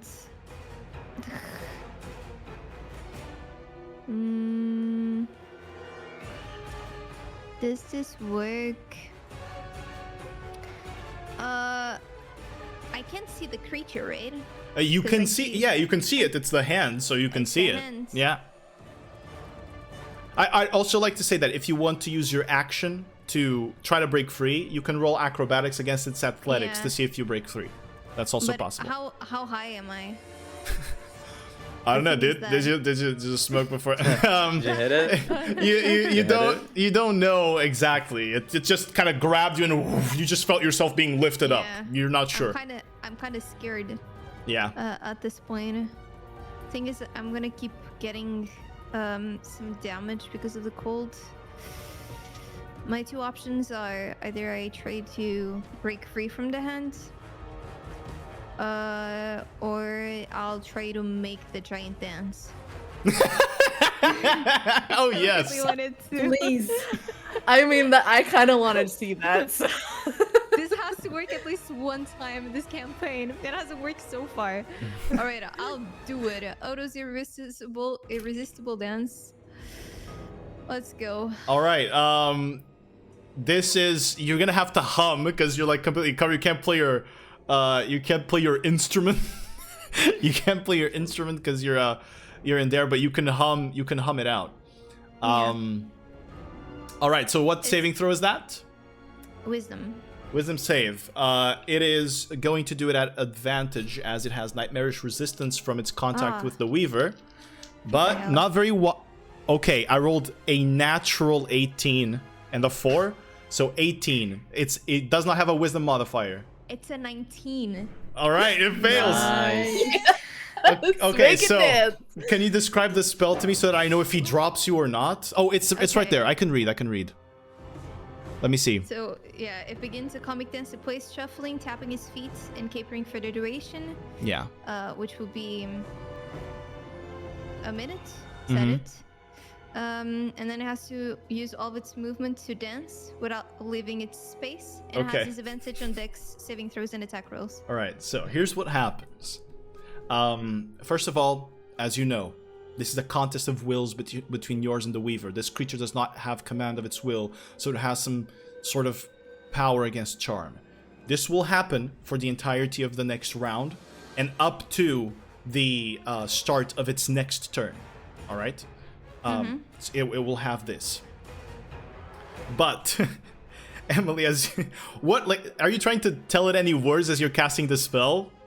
That anything that you're trying to tell it? Let's dance. Okay, it's kind of muffled because you're grabbed, but he senses like the rhythm, you know. of course, and you see this creature, or Violet and Vesper, the closest ones. You begin hearing.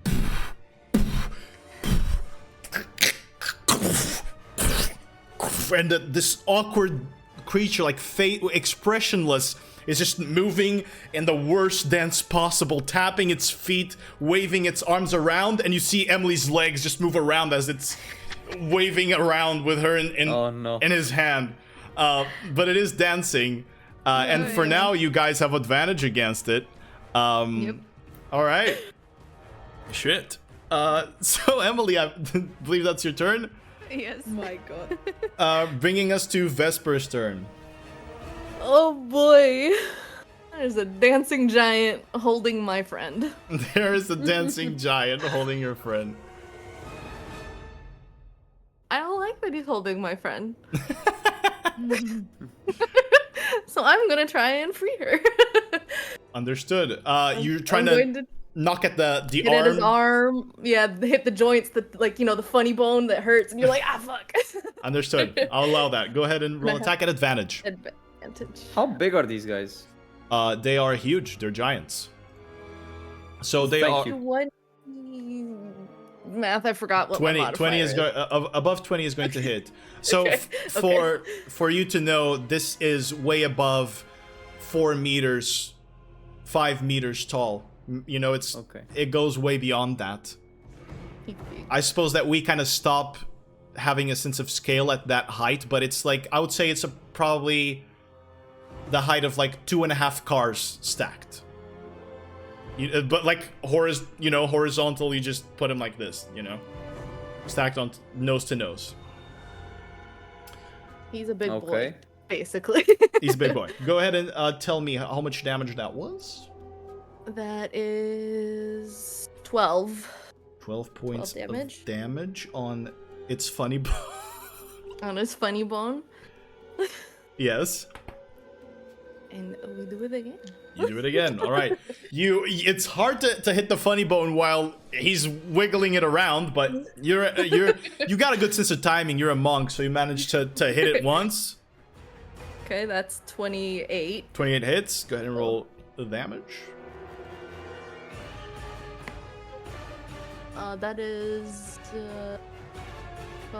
14. 14 points of damage on that. On that knock, you hit the elbow and you break the arm. The hand is still holding it, but the arm is just wiggling, like bending awkwardly in the other way as the elbow's broken. It's close. All right, flurry of blows. Flurry of blows. You are for this to do this. You're gonna have to hit with your hands. You're gonna have to try to step on him and jump towards the arm. Your staff, you stretch your staff. It's easier to hit, but right. I'm gonna need an acrobatics. But this is a giant, so go ahead and. Do you want me to do the acrobatics? Acrobatics check, yeah. Okay. 29. You do it easily. As he stomps with one foot, you jump. You jump towards the knee, and then you jump off into the arm to try to break it. Two attacks with your hands. Go ahead and roll. Two punches. 2 punches. We've got Smack. 26 Hits. And another one is 28. Yeah, 28, both hits. Go ahead and roll a damage for me. Ooh, damages. We got. I can't read this one. It's a 3. What is my modifier? So that is 5, 8, and 10. 8 and 10. So 18 total. All right, 18 total. And with that, you punch through the arm, and the arm comes loose. Emily falls a few feet away with the arm clutched around her. It will, let's consider this as you falling prone, meaning that you'll take half your movement to pry the hand away from from yourself and to get up. But you've managed to free her. The giant makes no sound. Head is exploded, so how can it? At the wound. All right. Is that your turn, Vesper? Yeah, I will stay here menacingly. All right. Then it is giant number 1's turn, which is the special one in front. And he's going to step 1 step forward, raise his axe up high, and smash it on the ground. I'm gonna need all of you, including Emily, for this. I'm gonna say, Emily, you succeed automatically. You're gonna take half damage of this. Okay. So you won't need to make a saving throw because you're in the hand. But everyone else, I need you to make a dexterity or strength saving. Constitution saving throw. Oh yes, I have advantage. Constitution saving throws. I have to roll to see if I keep concentration, right? Because On the dance, you're correct. We'll see how much damage it. 26. 26. All right. Natural 1. Failure. 18. 18. That is a success. So anything above 18 is the DC. Anything above 18 succeeds. So Violet, what did you roll? I'm so sorry. 26. 26 succeeds. So Hajral is gonna fail. Let me roll damage.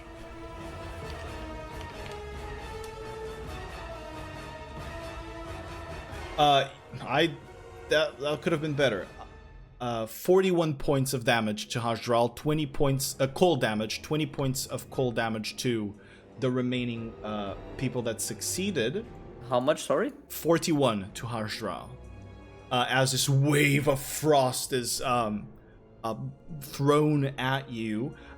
You need to beat, you are dealt 20, Emily, so you need to beat a 10 on your concentration check. So go ahead and roll a Constitution saving throw, Emily, and you need to beat a 10. Constitution saving throw. Need to beat a 10. 12. 12 succeeds. Yay. He keeps dancing. With his Haj. arm no longer there. Haj. The frost. At first, you see spikes of ice kind of trying to strike you, and coming from the snow and is sticking you through the armpit under your chest. You feel this intense pain in you, but then the frost turns to a wave, and your face is covered in water, and your brother is falling into the sea. You have rolled a natural 1. You have an insanity point. As of now, you are no longer immune to them. Not in this place. Not in the current circumstances. Well, I didn't have You had none. You had none. the guards. So, It's you and me, brother. Let's go. Then. Additionally to this, you moved at half speed already because of the snow and ice. You move at quarter speed after being hit by this, regardless if you failed or succeeded. So right now you all move at quarter speed. So from 30, is that rounded up or down? Is it a... From you'll always round it. I'll say you'll round it down. You'll move the 5 feet for this maybe. Okay. Yeah, you'll move the 5 feet for this. It'll be easier for that. You'll be able to move 5 feet. But don't worry, they're coming. Because after this guy, it's the other guy who's dancing. He has this advantage, but you just see an axe swing through towards you, Vesper. A giant axe. I'll roll with Weaver dice for this. Disadvantage. Oh my god, one of them was a natural 20. Oh. But it was a But it was a disadvantage. disadvantage. It's a disadvantage. You just dodged a big doink. This is 23 to hit. It still hits. 23 still hits. All right. I don't have enough. Can it attack even? It can. It's supposedly in the Because spell. It says, right? This creature must. Yeah, and attack rolls. Yeah. Since Yeah. it says like as an action, it makes a wisdom saving throw to regain control of itself. I guess it's If it wants to get regain. rid- Yeah. It's gonna make a dancing strike against her. But okay, so let me see. I need 4 d12s for this. 3. I think Mizzy has all the other ones. Yeah. This is what happens when you give. Oh wait, no, I have the Weaver d12. Yeah. Use those ones. Yeah. They're very good so far. Yeah, today. The other day, not so much. All right, where's the Weaver d12? Weaver d12. Okay, 4d12. Oh yeah, that was good. Thanks for the tip, Fish. Oh, So No. 12. So I rolled a 12 on one of them. Ah? On 2 of them, so 24, 33,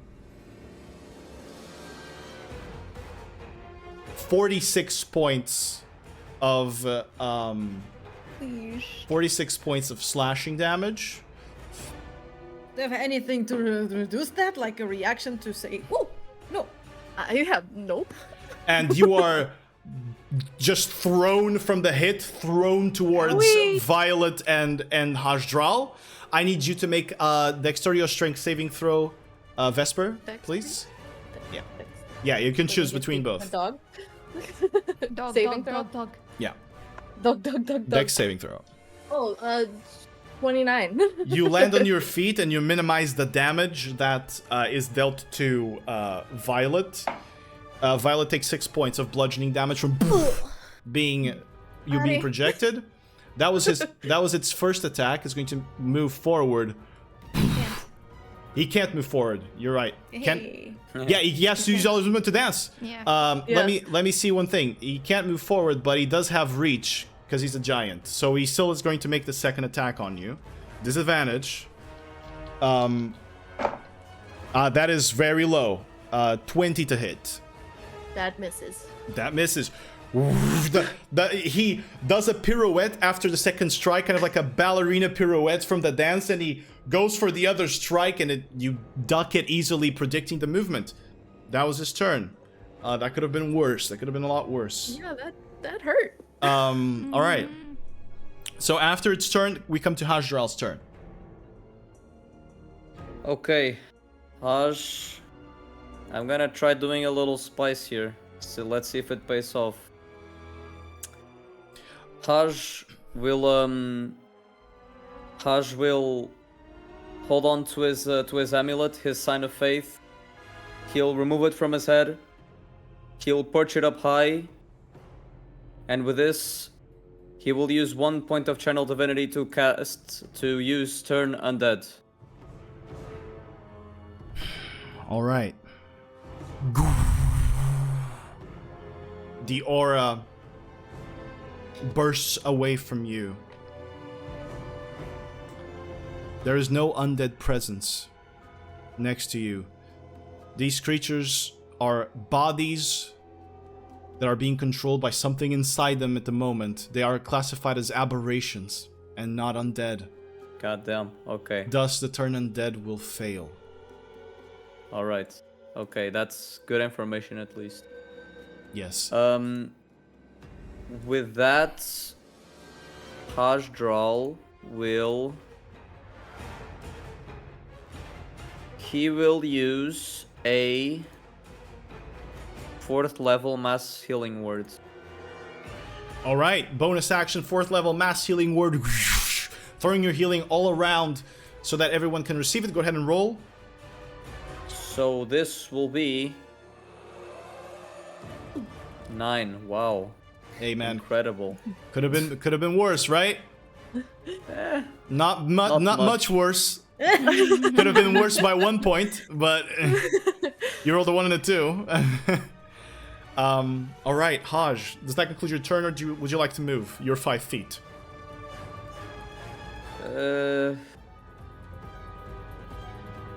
I will. So if I move forward over here, it's probably gonna be a check, right? Because it's like ice. It's slippery, but we'll have to see. You might be able to stand your ground. Snow covers it quickly, so you might be able to still stand your ground. Okay, then I'll move over here. 5 Understood. feet. You got a Hajj at the end of your turn? Yes. Right, for clarification, mechanic clarification on the undead mechanic here. In the world that we're playing, in the homebrew world, undeath classifies as a different state as what is happening right now. Our heroes have faced many creatures that were supposed to be dead, yet were not, but they are classified as aberrations because the thing controlling them is not necessarily raising them from dead. It is more giving a presence to their body that is not their own soul or nothing that they can, it's actually something in their body doing it. Tazzoroth, for example, classified as undead. That was a full-on necromantic dragon that you fought on the previous episode, right? So for all intents and purposes, for you guys now to know, these are classified as aberrations, as are most, if not all, Weaver creatures. You have fought them enough to realize that classification. That brings us to the turn of the other giant who walks forward. He's going to swing because you two are within 5 feet. The giant axe is going to strike 2 of you because you are within 5 feet and not, behind each other. For clarification, once again, Violet, if you were to be here, you would not be hit. Over here, you are going to be hit. Or actually, no, you would be hit because it has 10 feet reach on its attack. You would have been hit there. Sorry. But here we go. So, 2 strikes. First strike towards both of you is natural 19. So that's a bajillion. Hits. I believe he's going to hit. Second strike against both of you is 14. So second strike misses. Hey. Right, first strike coming in. Oh, shit. Not as good as last time.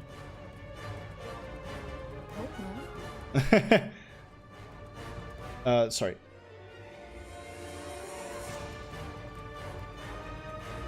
Confirming the stat sheet for a moment to make sure I don't fuck this up. 27 points of slashing damage. You are knocked back 15 feet. I need you to roll Dex or 5, 10, 15. Dex or Strength saving throws for me. It's the same for me, so. 24. 24. All right. 8. Succeeds. Failure. Violet, you bump into the hand. Fortunately, the hand protects Emily from the impact here. Emily is grasped onto the hand there. You are going to take Violet. You didn't move that much, so you're going to take a measly 6 points of bludgeoning damage. Vesper, you do not bump into anything and you steady yourself. Violet, you are prone. Okay. Alright, that's going to conclude that turn. It is now the Mind Flayer Obscuromancer, who is flying above. I'm sorry. I should have placed this. He's flying above good 15 feet. He's going to move here, shining his bleary light of the Weaver, the singular writhing pale lightning eye. And he is going to... What is he going to do?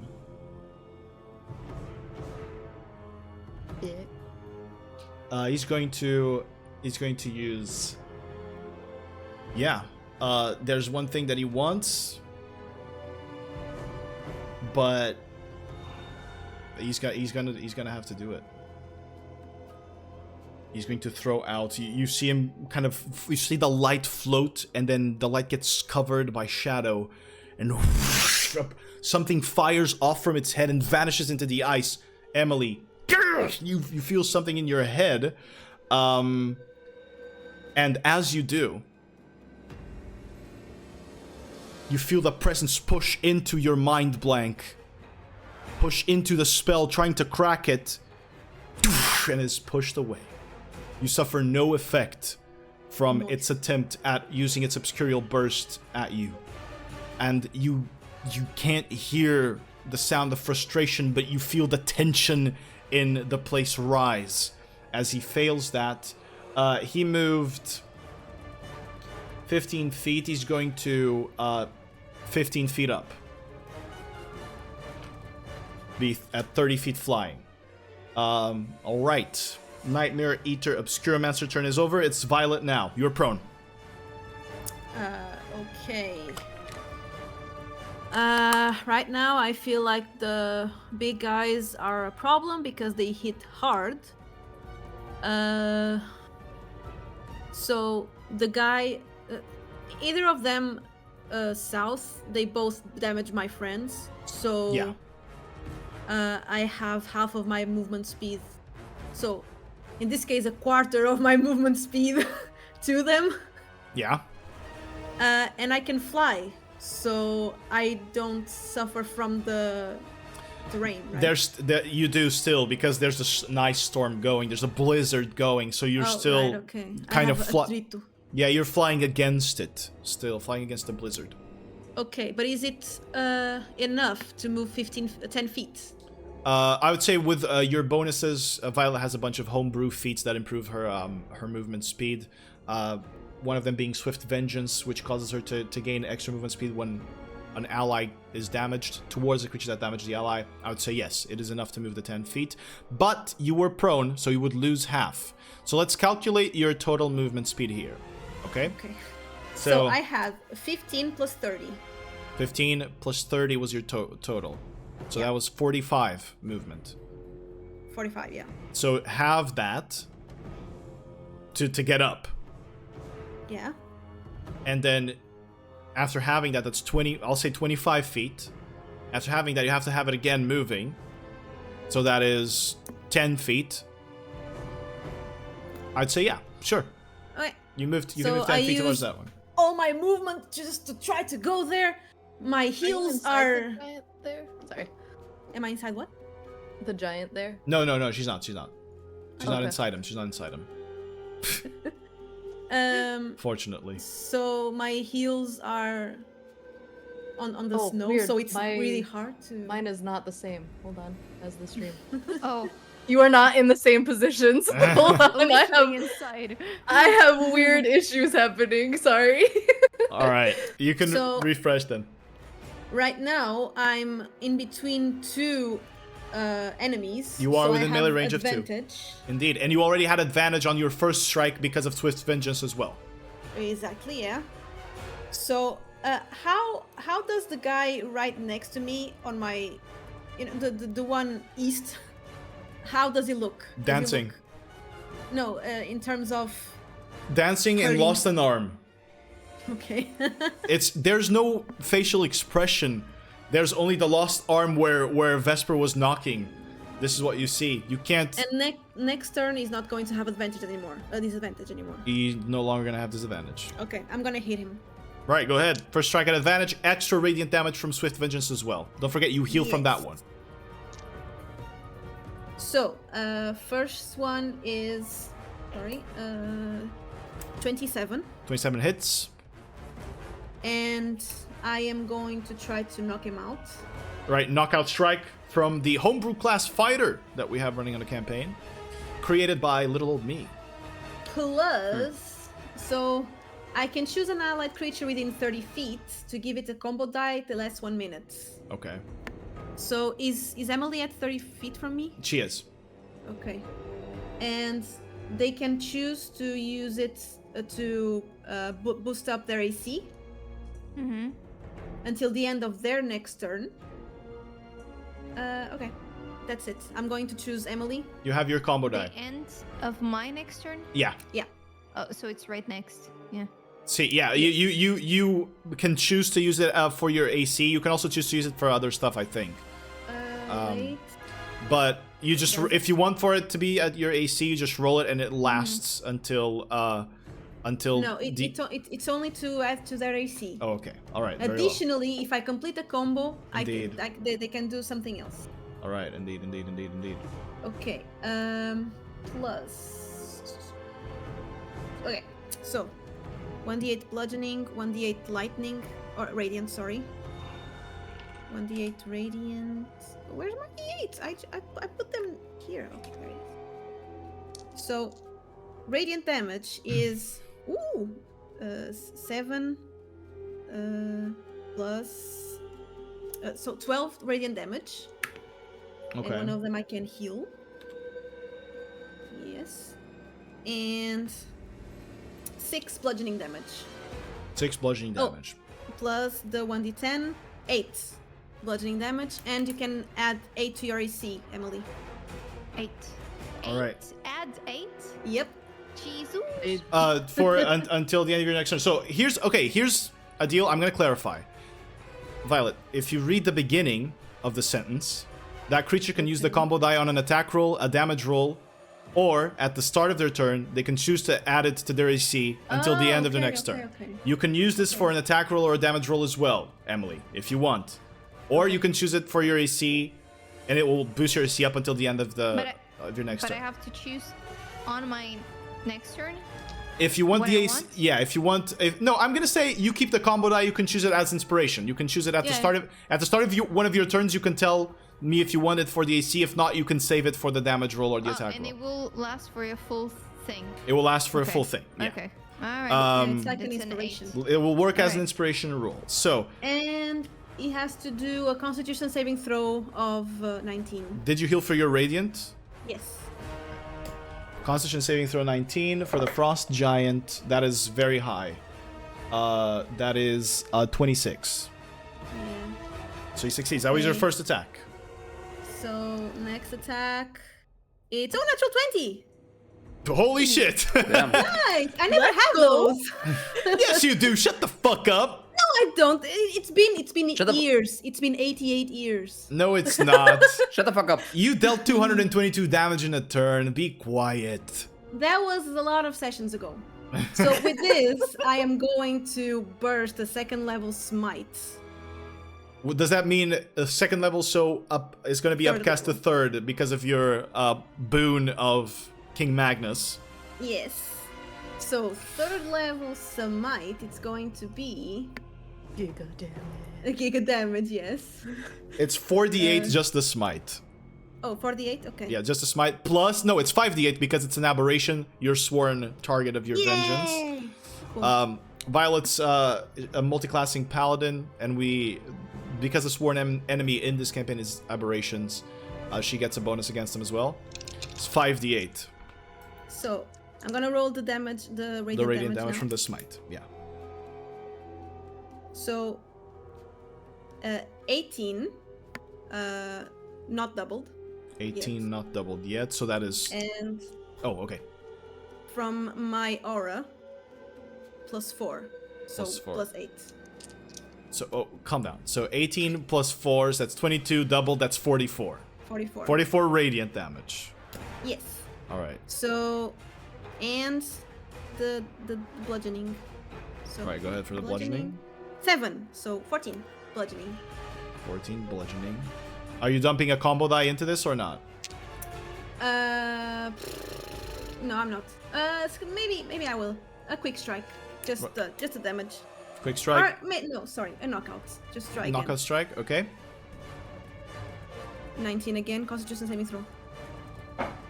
You dealt 19 damage.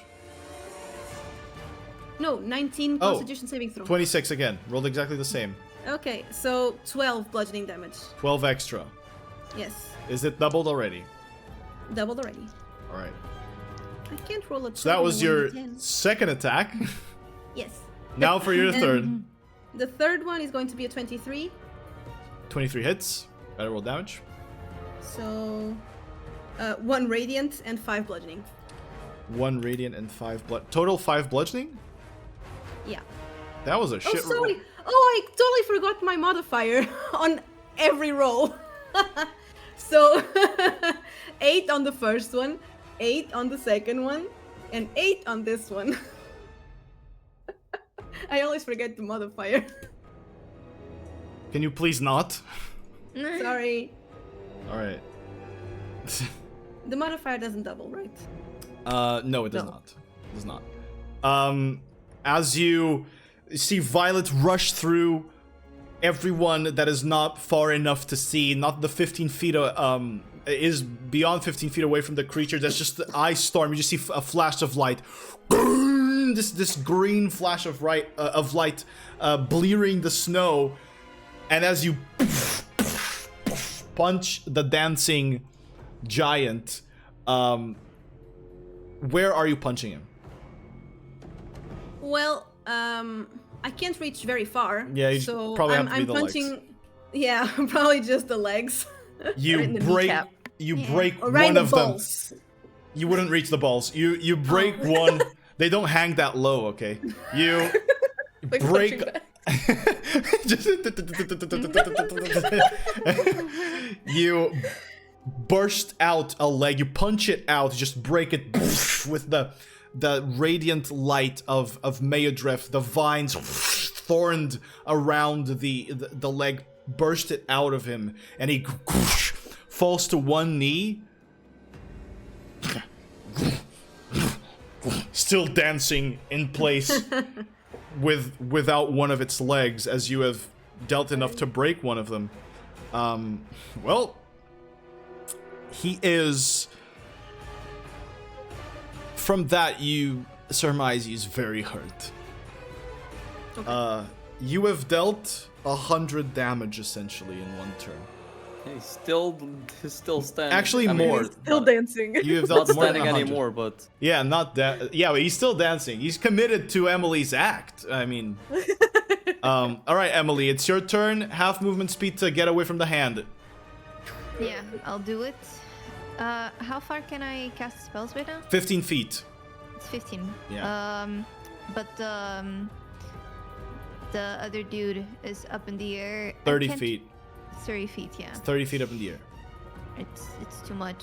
Then One thing, you mentioned the tentacles and shit, but can we see them with the storm? Like, can we see The ones that are melee range, yeah. They can see tentacles coming out of the head essentially. Okay. right now I can barely move anywhere. Well, I can use the combo thingy right now, right? You can use To the combo add- die to increase your AC if you want. Is Yeah. it an action? It's not an action. It Okay. just happens. Note this: you are within melee range of the big giant, so the big AC yeah. might help here. Yeah. Yeah, exactly. Like, and then targeting me, so I think it's worth it. Yeah. Okay, so I'm gonna choose that, and I'm gonna then. I'm thinking, who I want to target. I'm gonna target. Is it close enough? It is. The guy that is still standing but not standing. Okay. The guy under your dance spell. Yeah, I'm Understood. gonna shatter it. Ooh. Sending it through the snow. All right. That's Yeah. Constitution save, right? Yeah, 4th level. Shatter. Oh, I rolled low. It is a spell. He has advantage though. 19. Rolled a 10. Meets it, beats it. He succeeds on a 19. He has a +9. No! He does not. He has a +8. He fails! Oh, it fails. Oh my God. Nice. Again, by 1. By 1. The snow kind of stops for a moment in the explosion, in the shattering. And as it does, Violet, this explosion of black ichor and frost hits you. Roll dexterity saving throw for me. Not again. I'm sorry. Dexterity saving throw. Yeah. 18.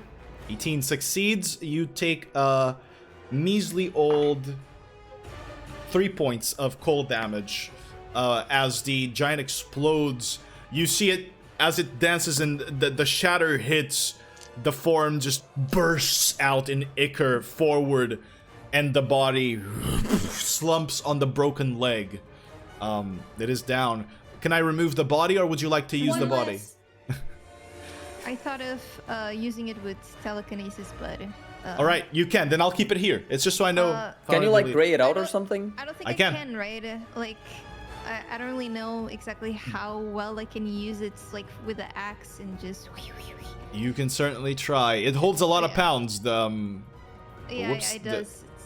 the thing. So, where was the dead? It's here. Dead.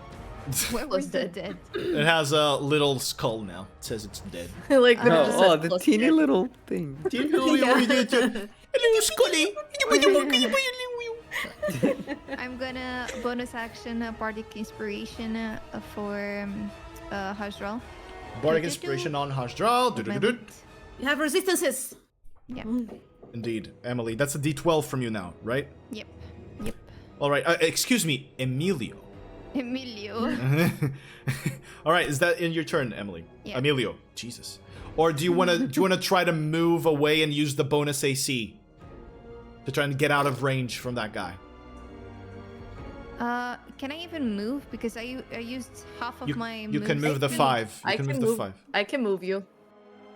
It's still her turn. So if I move to the left, I would not be. No, I'm still in range. Yeah, you'd have to move down. And be in range of the other guy. Of the other guy. Of the other guy, which might be less bad because the other Yeah. guy is different. So yeah, I'll do that.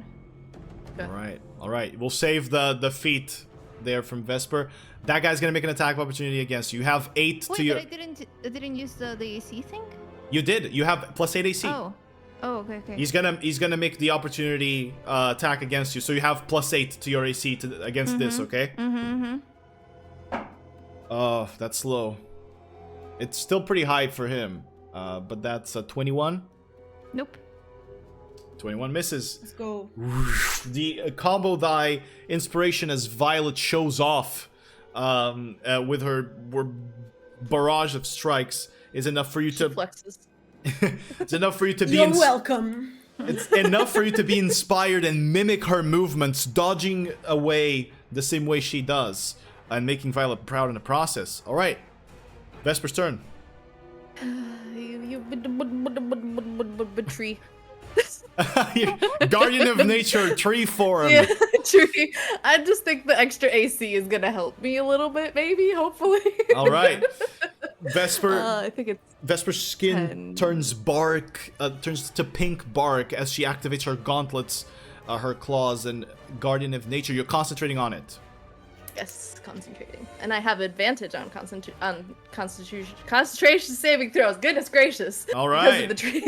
Because of the tree.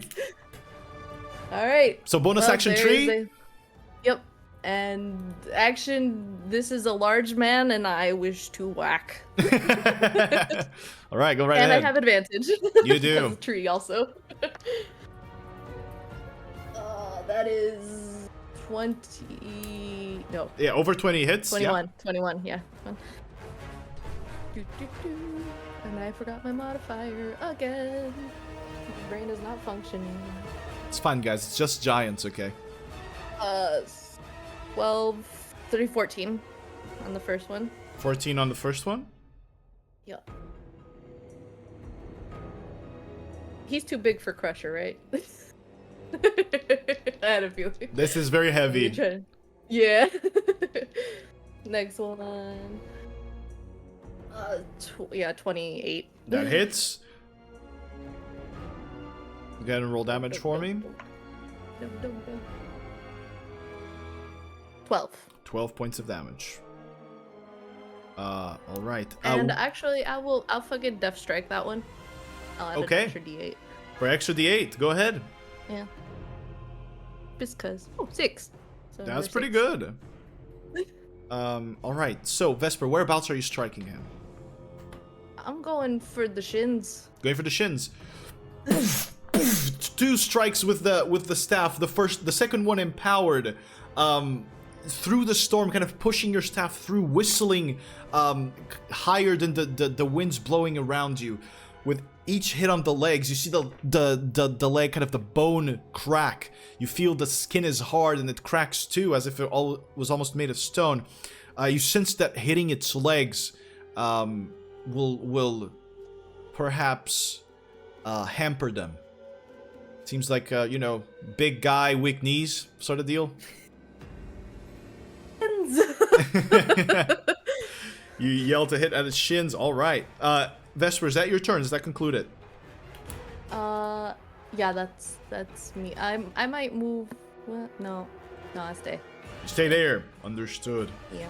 All right. Because this guy's dead. I forgot. So. Yeah.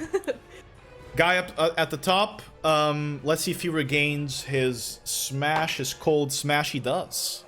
On a 6, regain his cold smash. He's going to raise his axe. Smash the ground again. Everybody in front of him. Not his buddies because they're immune to cold. Everyone, I need to make a Constitution saving throw for me. Can I hold on to the big guy that's dead? Sure can. I already have advantage. 9. 14. Failure. 22. Success.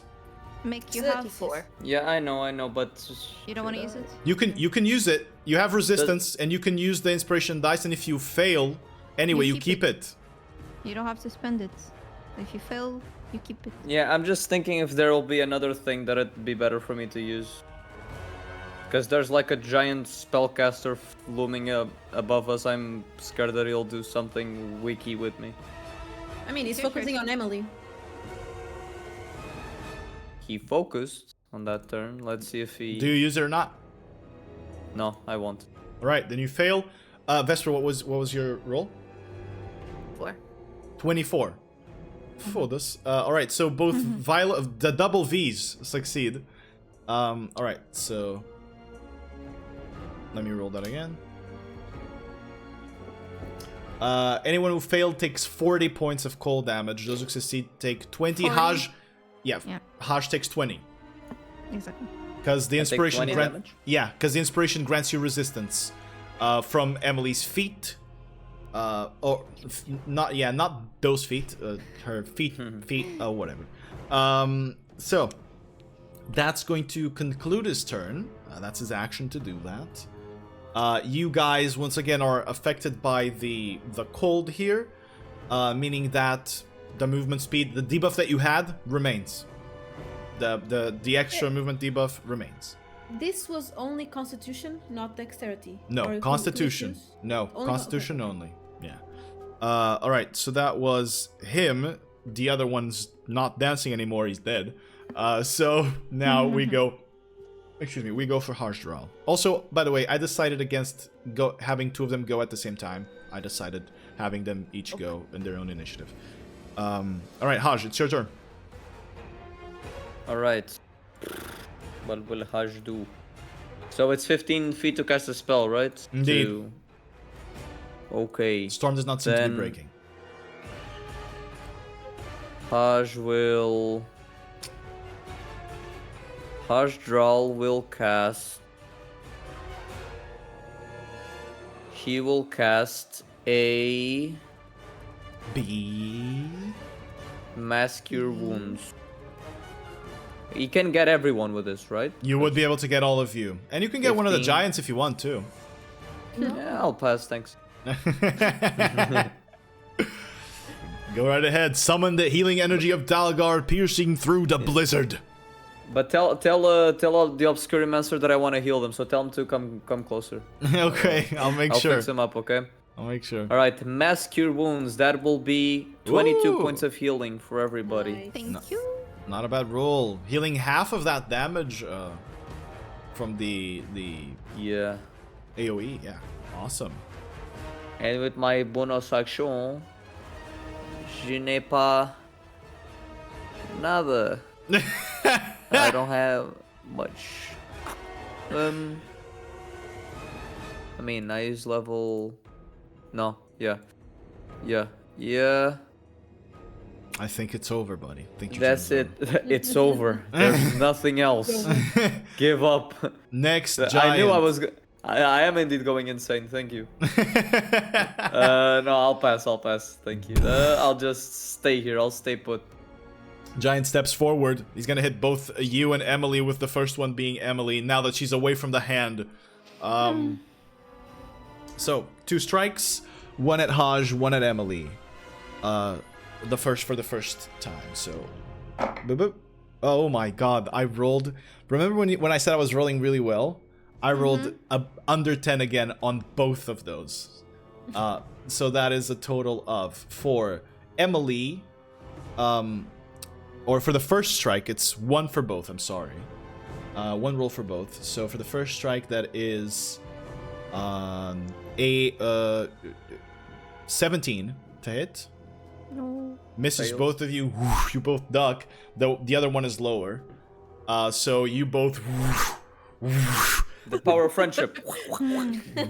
duck through. I'll say that on the second strike, as the axe is coming to strike Hajdral and then go towards Emily, Haj ding, lifts the shield up, blocking a strike of a giant and holding strong, sliding a little bit in the snow for anime purposes.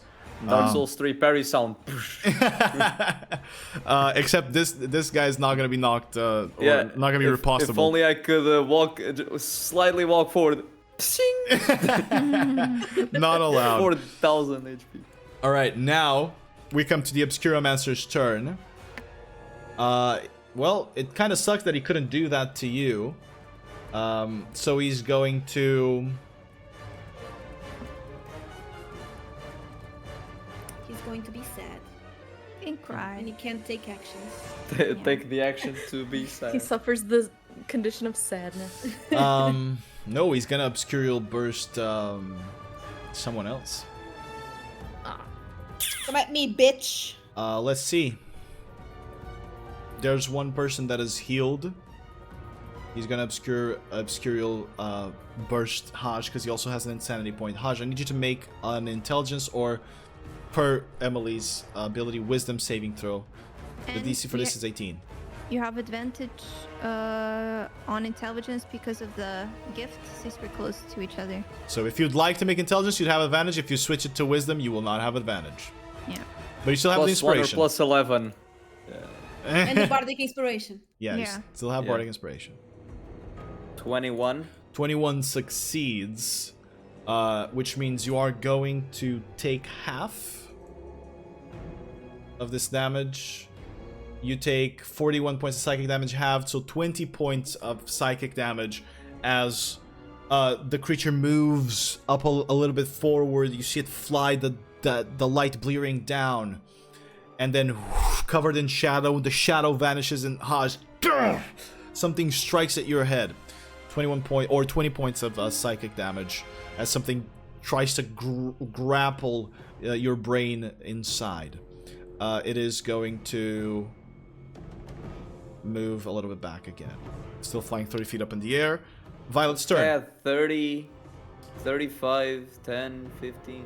It has 50 feet of casting with the snow. Goddamn, these guys are... He does not see. Yeah. But he senses through the snow. He's blind. He has a blind sight that senses minds. Yes. Yeah, fuck you. I'm gonna... That's why they have blank. trouble sensing Emily in the first place. They only know that she's there because of, you know, the abilities that they have, and because she is so close. But otherwise, Emily is, because of the mind blank, completely blank to all the others, unless they're right there. All right, I have to go stupid so they don't notice me. Violet, it's your turn. So I'm not prone, right? You're not. You're still standing. Have advantage because of underdog. Oh no, you no longer do, No, because I this don't. guy's dead. You're right.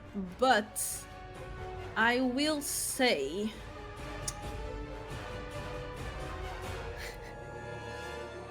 Weaver shit. If you want to get to her, you have to kill me first. And I'm going this way, and I'm going to attack the guy at flanking. It works, right? Not quite flanking there. It'll be better. I'd consider that. Okay. Can you move It's 15. there? It's my half. So you're halved, then you're halved again. You're halved Why am I twice. halved You're again? quartered because you got hit with the burst of ice. Everyone gets of cold. Yeah, everyone gets Okay. double halved. So quarter. You're at a quarter. Then I can't do that because he didn't. You hit did not anyone. damage. No. I cannot do that. Gonna have to be regular roll. Regular roll. Yeah. But I'm gonna move either way because next turn I can flank. Understood. Undamage so- this folk right here. So, let's try then. Well, 13? 13. No, sorry, no, it's not a 13. Or maybe it is. No, 17. Sorry. 17 hits. Hey, nice. I'm gonna roll the 3. 17. The second one is a 31, Hits. and the third one is 27. 25. Hits. Okay. So, should I try to knock him down? I'm gonna try to knock him down. So, 19 Constitution. Okay. This could be it. Yeah, 15 fails. Yay! Is this knockout strike or are you sweeping the leg? It's knockout. He's just incapacitated. All right, you crack him in the knee, and you see him buckle, and the strike kind of sends this radiant green light through his body, incapacitating him. All right. Okay, so this is going to be 5 radiant, 5 radiant. and then so 15 bludgeoning 15 bludgeoning plus 6. plus 6. All right, first attack. This was the first attack, right? Yeah. The other 2 hit as well. So the second attack is going to be. I'm not going to use anything. So 7 radiant 7 radiant plus from your 2, gauntlets. no, plus 10 bludgeoning, 10 bludgeoning, and the third one is going to be 3 radiant 3 radiant. plus 14 bludgeoning. Fuck her up. All right, so you hit him in the legs, the same as Vesper told you to do. She yelled out through the storm, and as you do, The knee twists completely. The scapula just rotates around. The leg bends to the side. His movement is hampered, thanks to you, and he is incapacitated now, meaning he can't attack on his turn. Anything else? I think. Oh, I'm going to bonus action. I think I can do this. Bonus action, Shield of Faith on Emily. You can do that, yes. And you have permanent +2 AC. Permanent until she no, loses no. concentration on her spell. Yeah. What I mean is it won't. Yeah. Okay. How Just long is the concentrating. concentration? Is 10 minutes. Damn. +2. All right. +2. It's a bunch of AC right now. So Violet, you're done. I am done. All right, Emilio, your turn. Emilio, it is I. I want to cast. Wait, can I do it?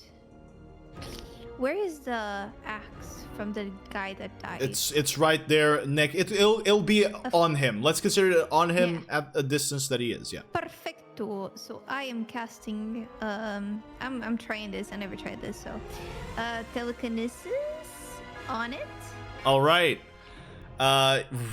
You use your mind and your song to kind of. Well, actually, you're gonna. I would say Emily sings to try to kind of charm the axe. You know, like snake charmer. All right, you sing and you play your lute to charm the axe, and you lift it up. It's light enough for you to lift it up with your telekinesis. Okay. If I. How does this work now? Can I just swing it? Do I have to swing it next time? Here, let me see. Concentration, so. Yeah. No, you can. It says when you cast a spell, you can already move it around. So I'm gonna say you can attack. Go ahead and who do you want to attack it? To attack with the. Since the axe is super big. Yeah. Can I attack the flying dude? You probably could. You probably could. All right. So you're gonna move it towards the dude. Here's the deal, though. Nice. You see the light. You see where he is. Oh yeah. But he's very far away from you, so this will be at yeah. disadvantage. Okay, but you That's can still fine. try to strike. Let's make a spell attack. So let's add your spell attack modifier Okay. and roll with the So you want me to roll the Disadvantage. 20? yes disadvantage, and then add your spell attack modifier. Straight D20. Str- So I'll roll twice. Disadvantage, And then- yeah, exactly. Yeah. Okay. Not what I wanted. No, ignore that. Ignore. 1D20. Oh. Okay. Oh, but you rolled the 2d20. Oh, It wa- but I it have wa- to do the hover. Right. It was right, yeah. It was a 1. It was a natural one. Insanity, no. let's go. Unfortunately, as you send your axe into the light, you're looking at it, you're targeting. I'm gonna use my circlet and make a reroll. Haha. Well, hold up. The axe is about to move, striking as the blue pale light of the Weaver's eye shines on this creature. You, Violet, sense that something is wrong with Emily's strike. You sense her fixate too much on the target. You sense Emily's eyes widen. You feel her heartbeat increase. You're connected to her and you know she will fail. So in this moment, how does the circlet of cosmos affect reality? What do you do? Close. I don't know. What?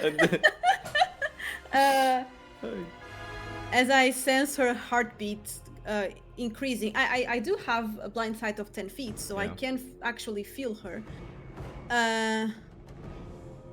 I'll say, be stronger, Emily! Jesus, for this. Sorry. All right. You hear the words through the snowstorm. Emily, re-roll at disadvantage again. So again, 2d20, 2d20. the lower one. That's A 15. Those are better. Plus your spell Plus attack modifier. 11. That So is it's a going- 26. That is going to hit. I need you to roll 4d12 for me. 4d12. 28. You see the light move further away from you as this axe does push the creature away. As it flies, but that is a big hit on 28. Plus, what's your spell attack modifier again? It's 11. Okay. Oh, what's your charisma modifier? I'm sorry. Charisma modifier is +5. Alright. So it's a total of 33 damage there. You do not see the damage that it inflicts on the creature, but you hear the as it screeches at the strike. So Now sorry. it's my turn to say ow. Sorry. But this one, Fuck you. you have to hear because it's the Weaver's screech. It's like the one sound that I can make. All right, Emily. So that was Thundering and like all the right times that startled me. So it's like you're just making noise. I'm like, shit, it's going up outside. Aw, I'm glad that I've startled you. So I just noticed one of my sides is way louder than the other one. Uh-oh. ruh-roh. Uh-oh. Here we go. Gotta Gotta clean your buy new ears. headphones. Damn it. We're accepting donations, guys. All right. So that was your action to do that. Bonus action and movement you still have at your disposal, Emily. Yeah, but it's gonna be attacks of opportunity. Although I have a crazy AC right now, so I can move. You have lost your combo die AC. Oh, true. You just have plus so 2. it's only +2. Indeed. Yeah. 10 feet of me so I can move you. Yeah. If you Vesper can move you for free. Yeah. Maybe You it's get- not worth it. I don't Do I know. stay What is here? it? 15 feet? 15 feet. I So can would- move yeah, 15. you would move I 5. can move to the left. I mean, it would give you the 5 to get out of range of. Yeah. Well, Should we do it then? Yeah. because if you move, so 5, so that gets reduced to that 15 feet that I give her. Yeah, 5. So if you. So 5 would not provoke opportunity, but the rest would. Right? Yeah, the rest would, but she is within melee range of them here as well. This is Yeah. the one Right. place where she That's- isn't. So she needs to move 10 Yeah. feet. So Yeah. those extra Yeah, and I 5 can't. would allow her to move out without the attack of opportunity. So those 5 would allow her to. It move would out. allow Okay. her, yeah. Okay. Yeah, then I'll take go them. there. Yeah. Cool. I'll go. And in that instance, I will also move. slightly. I will move 5 here. All right, Fickleness of Fire has been used from the secret techniques of the Ajigari Temple. Vesper has allowed Emily to move. As you see Vesper look at you, Emily, you two lock eyes and you see this flame flicker in Vesper's. You feel warmer and you feel faster and you move quickly out of the way. All right, you are no longer within melee range of that guy. Well, wait a minute. So that's 15. What's your total movement, Emily? 30. It's 30. Yeah, it would have been 5. Wait, let me confirm this, because it's 5, 10. Yeah, you were still within melee range. You are still within melee range. That guy could still Alright. hit you. Oh well. I'm Yeah. here now. I stay here. I It's- move to stay. It's better than where you were, to be honest. Yeah. So Alright. you were sandwiched between them. Yeah, it was not a good place for you to be. Yeah. Alright, Emilio. I can still Bardic Inspire, You can. so I'm gonna inspire Vesper. Do. The Resistance. D12, right? Yeah. Well, Vesper, your turn comes now. Go right ahead. Right. This man's legs are not yet broken, and I intend to fix that. Go ahead. 2 strikes. We got.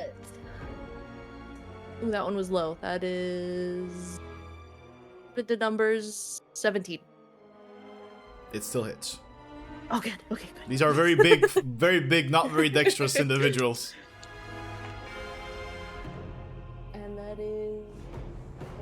It's 24, so that one definitely hits. That one definitely hits. Go ahead and roll the damage for me. Roll the damage. I'm just gonna roll them both because it's easier. And they are the same, so that is 11 twice. 22 points. 22 points. Alright, give me a moment. Onto the leg. On that moment, as you, with a last strike, baseball bat its knee, you just knock the leg clean off, like at the knee. The leg bends up, and it falls down. Its movement hampered. Nice. Anything else? Alright. Still standing. Fucking flurry of blows. Hit the other leg. Fucking flurry and the other leg. Go right ahead. I forget again. My brain. I cannot keep numbers in my head today. Goodness gracious. Okay, it's a 10. So first one is. Oh my god! I just 28. noticed the hour. Oh. Yeah. I'm so sorry. It's fine. It's fine, it's we fine. usually assume that if we're Yeah. in battle, we Oh. always go Yeah. over. I think if someone had to go, they would have I'm already said. so I believe. sorry. Yeah, no, we're It's good. okay. It's okay.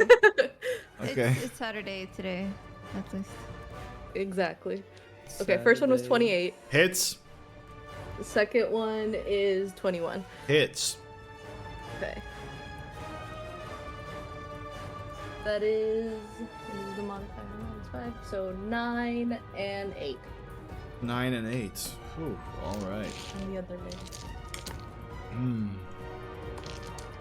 Okay. You punch through the other leg with your one free hand. Give it one punch. Give it one kick. It's once again buckling. You see the giant stumbling, but not enough to break it yet. All right, Yeah. Vesper. I believe that concludes your turn. Yes. We go back to his. Oh. Are you okay? Yes. I have hiccup. Oh no, it's over. You're incapacitated. No. It did not get its smash back, so it's going to try and reach with one of its attacks, going to try to make a grapple attack against Vesper, which next to it. You see the hand just slowly move. I need an acrobatics check from you against his athletics.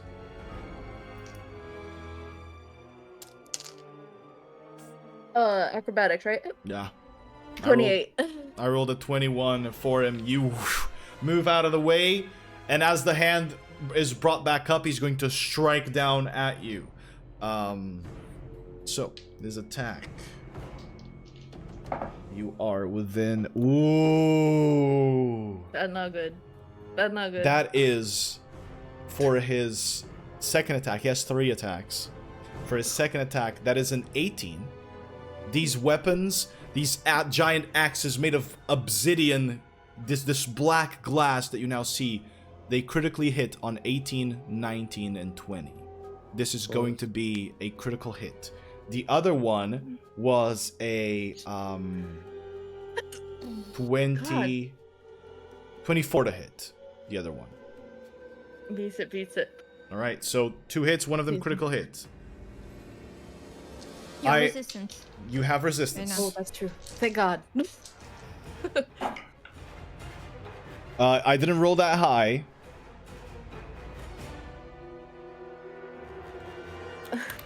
Oh, wait. So that's 56 points of slashing damage on the critical hit. Reduced to... Reduced to I 25, 28? Yeah, 28. 28. What did I do? I hit a button. and I didn't wanna 28. hit. Sorry. So that's 56 reduced to 28. He's going to push you away with this one. Could you... please 5, 10, 15. Could you please roll dexterity saving throw for me?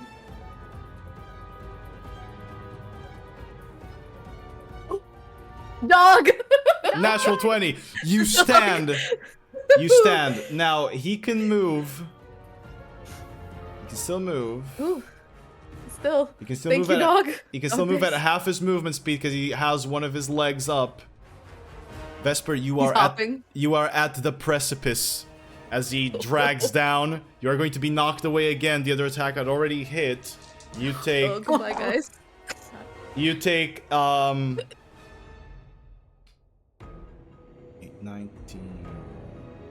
19, You 20. have the inspiration, but Yeah, it's not gonna help here. yeah. 19, Shit. 24, 26, 32 points of slashing damage, and Is that halved already, or? that is not halved. So Okay. I said 32, so 16. you take 16. 16. Yeah. Vesper goes off into the chasm.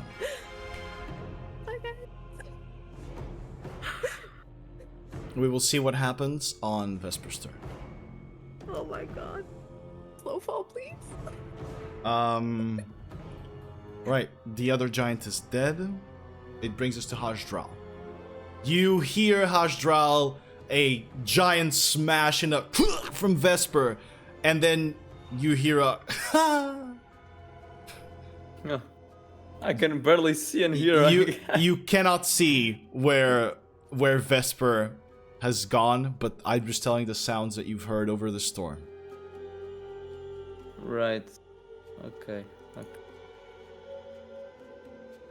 So you said 15 feet to cast spells, right? Indeed. Wait, 15 feet. But is that like if I cast AoEs, is that also 15 feet? Obviously, if the AoE extends, just the target point needs to be within 15 feet of you. Because, like, for example, if I try to cast something at the glowing light, is that also restricted still? No, the glowing light, I'm gonna say is a point you can target. I'll say so. Oh, but I couldn't before because it was high. You're right. You can't. I forgot about that. You can't. You can target it with attacks, I'd say. But to target the point, the actual straight point where it is, it's a light.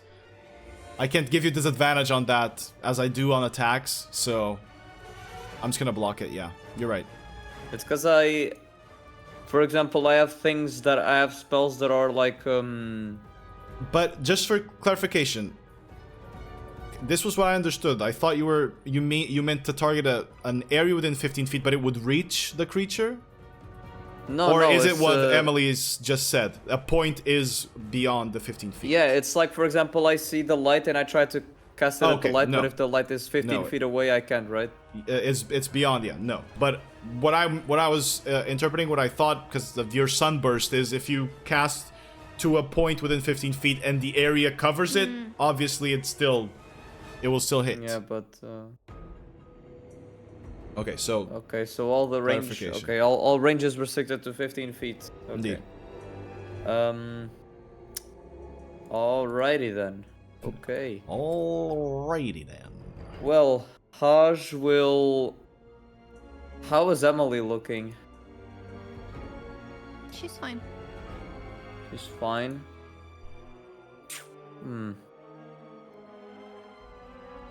And Hajra can see this guy, right? 15 feet. You can see that guy.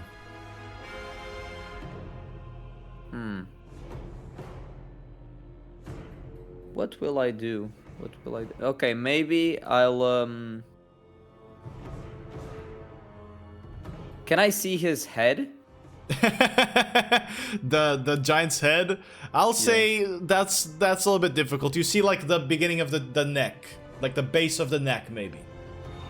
Isn't he being illuminated by the guy? Actually, the storm is the problem. The light even makes it weird. He's below. He's kind of he's been knocked down a little bit. So I'll say you can see the head. And this guy that was next to Vesper is the guy that was looking very hurt, right? Yes, The one next to Violet? No, the one next to Violet is looking hurt. There's one who's dead. The one next to Violet is looking hurt-ish. The one that Vesper just hit looks a little bit more. And for clarification, Emily, their heads are they are exploded in parts. They have tentacles coming out of them. They have the head, but Yeah. Okay. Yeah. Okay, then what do I want? Then I want to...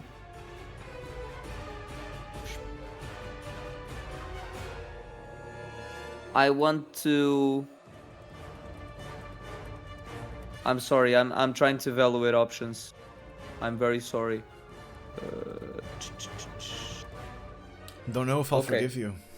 I think think I'll do this. Yeah, I think I'll do this. I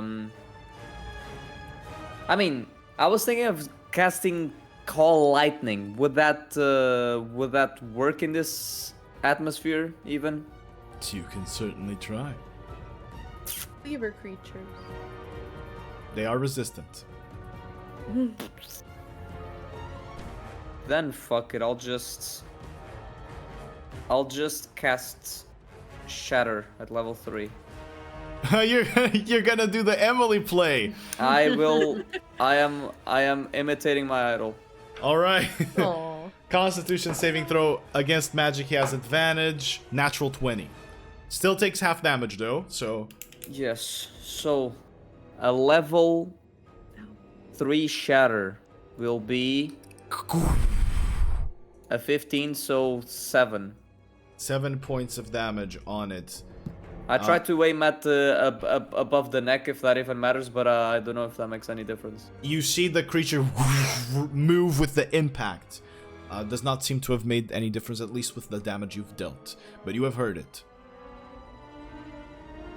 Anything else, Haj? All right. That'll be all, I guess. Understood. Then after Hajral, we go to the giant. He's incapacitated. Giant next to Violet, which allows us then to move back to the Obscuromancer. Obscuromancer's gonna move a bit closer here, and he's going to do the same thing. Obscurial burst at Hajral. Haj, I'm gonna need you to roll an intelligence saving throw. You can convert it to wisdom. You need to beat an 18.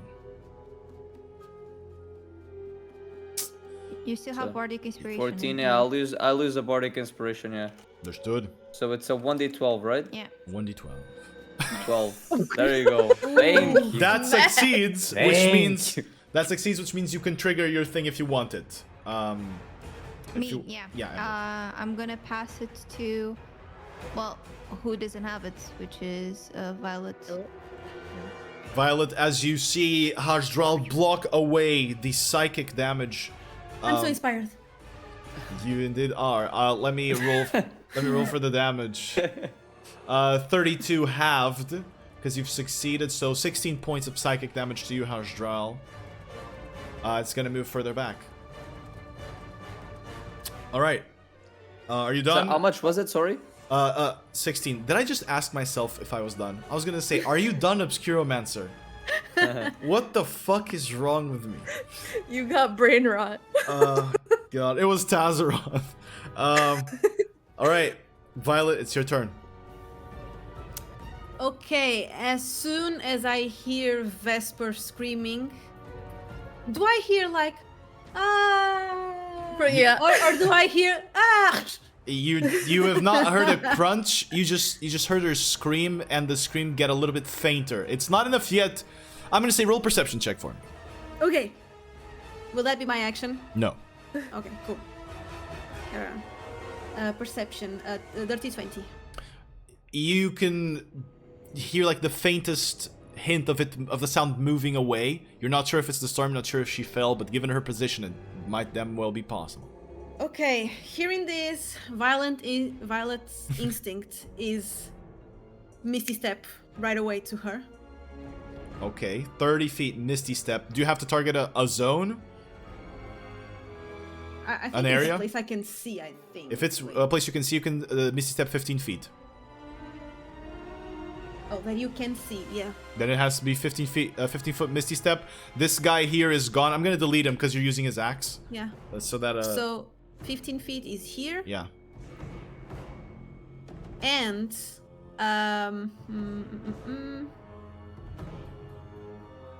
okay, I can move. I can move 5 feet, right? Mm, Okay. Can I see her? Can I feel her? no. Foda-se. You just see the storm and the blizzard. Wherever she is, she might be beyond it. Okay. So, I'm gonna scream, Vesper! Can I scream back? Not And- yet. I think I still have 5 feet movement. I'm gonna use it. I'm gonna use the Swift Vengeance to go to the guy. Okay. And I'm flying. You're flying. So if he tries to knock him, knock me, I'm gonna be flying. All right. Guy is hurt. Okay, since Misty Step is a bonus action, I'm gonna hit him. So first attack is advantage. Indeed, because of Swift Vengeance. And I get a combo die. What are you comboing into here? No, I get a combo die. Oh, combo die back. Yeah. Okay. Yeah. Sorry. But I'm gonna use it because I'm not going to spend. So I'm going to use a quick strike on him. Okay. And it's going to be 20 to 25. That hits. 25. Mini. I can never see my d8s. Okay, so 12 points of bludgeoning. Okay. 4 of radiant that I heal. And +1 of bludgeoning. First attack done. Okay. You punch it in the kind of above the thigh. You're flying, but you can't fly that high yet, so you're still punching him in the leg. Second attack is going to be a 26. That hits. And I'm going to knock him out. Knockout strike. DC 19 Constitution. That is a 21. Succeeds. Fuck. Still extra damage. Go ahead.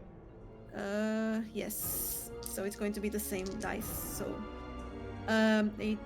12 points of bludgeoning damage plus 10 points of bludgeoning damage. So 22. Alright. And 7 radiant. Okay.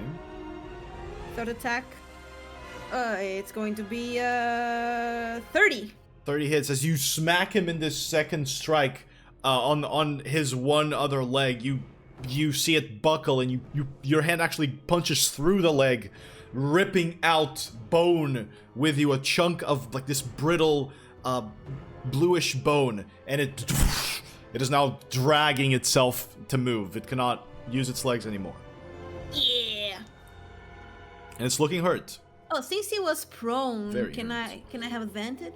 On this one, I'm gonna say yeah, he's prone on this one. You can have advantage. Okay, natural 20, please. Big damage. Natural 20! I saw it! Oh, Wow. I'm gonna move it! Look! It's the 20, it's the little harp. Can you remove the insanity point from me, please? It was a natural 20! We'll see. Let's see what happens. But I don't want to spend more more things. I can do a level 1 So, divine smite. bump to so 2? it's going to be at level 2. So that is a total of 48 radiant. Roll the d8s. I lost all my d8s. I don't know where I put them. Maybe Onion has them. So I don't. 4. I've given most of my dice to her. Oh, I have one in here. Okay. So 4 d8s, right? Yeah. 8, 12, 16, 21. 21 doubled. How would you like to get rid of this creature? So, I heard my love being knocked out of a cliff. So, I am full of rage inside me. If I was a barbarian, I would be raging, but I'm not. So, I am fucking beating the shit out of this guy because he fucking hit my wife, future wife, and one day maybe, we don't know. And as soon as I hit the last one, thorns just go through his knees, or his well, he's prone, right? Yeah, so, you can hit him in the through his gut, and they just go through him and. All right.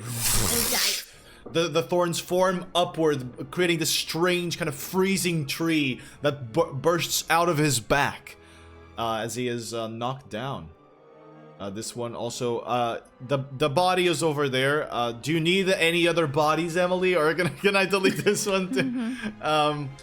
He is down, destroyed by Violet's last punch. This natural 20, though, is not within the sight of any of you others. It is not going to help reduce the insanity at this point. It was a kill. If you guys had fully seen the kill, I would have allowed it. But in this case, you just saw the burst of light and heard bark form, trees grow. Does that conclude your turn, Violet? Oh, yeah. Emily, it's yours. I really want to use the axe to try to bring Vesper up, but throwing an axe her way when I don't see shit might hurt her. So I don't think it's a good idea. As I'm falling. Yeah, I can move how much? I keep forgetting it. You have not been hit. 5? Yeah, you have not been hit by its thing now because now it's just moving at half movement speed. So It's 15. Yeah. I want to go here. Okay. And I'm still concentrating on the telekinesis. So I'm gonna swing at the Disadvantage again. Yeah. Go ahead. So two D20s. That's a 14 plus 11, so it's a 25. That hits. Go ahead and roll a 4d12 plus 5. 4d12. 31, 36 then. 36. Yeah. You don't hear it, but you just see suddenly with the one cut feeling like kind of throwing it in that direction, the light vanishes. It's dead. Nice. You finished it off with one strike there. Alright. Anything else you want to do? No. I'm keeping the concentration just in case we need the. Yeah. I want to use it to, for Vesper. Understood. We can. Vesper, we come to your turn. You're falling down. You cannot see where you're falling down to. You know the wall is somewhere in front of you, but you're unsure. I'm gonna ask you. You can slow fall as a monk, that is true. But right now you don't know how deep this goes, and it might not be deep enough for you to slow fall. So I want to ask you, what would you like to try to do? She'd probably be trying to get to the wall to see if there's something she can grab onto. Like, Are you trying to reach your claws in you? Reach with your hands? Yeah. Hands, feet, everything. Or your staff. Staff. Yeah. Staff. Stick it out. Maybe find a. With the staff, maybe that will be possible. Yeah, Okay. Let's go. Go ahead and roll an attack for me. Attack, just regular. Regular attack. With the modifier of my staff? Yes. Or, okay, so that is 13 plus 11, I think. Yes. You hit the rock and the staff is kind of cracking the stone. You feel it kind of almost cutting it like butter. Your staff is magical. You're not finding enough resistance yet, but you might. Go ahead and roll an athletics check for me. You have inspiration. You have your inspiration, yeah. This is a pretty hard DC, Vesper. Very hard. I'm not shitting you, it's a dog. I am not shitting you, it is a dog. What did Yes! you do? I am not moving, it's a dog. You flex your muscles. You try to reach, pull yourself towards the staff, and use your feet against the stone. And you stop, and you're holding on to your staff, swinging in this strong as fuck blizzard. Getting up, Vesper, is not going to be easy, but you have stopped falling at least. You're not even sure how deep you've gone, and even in what distance you've gone, because the blizzard was carrying you through the falling. Vesper, I'm gonna conclude your turn here. Can I shout up? Can I try to shout? Go ahead. Go ahead. I'm okay. All right. I don't know if we're gonna die. hear that. You did not hear anything. Dang it. So, after that, after Vesper would be the giant dead Hasdral. One giant in front of you. One giant in front of me.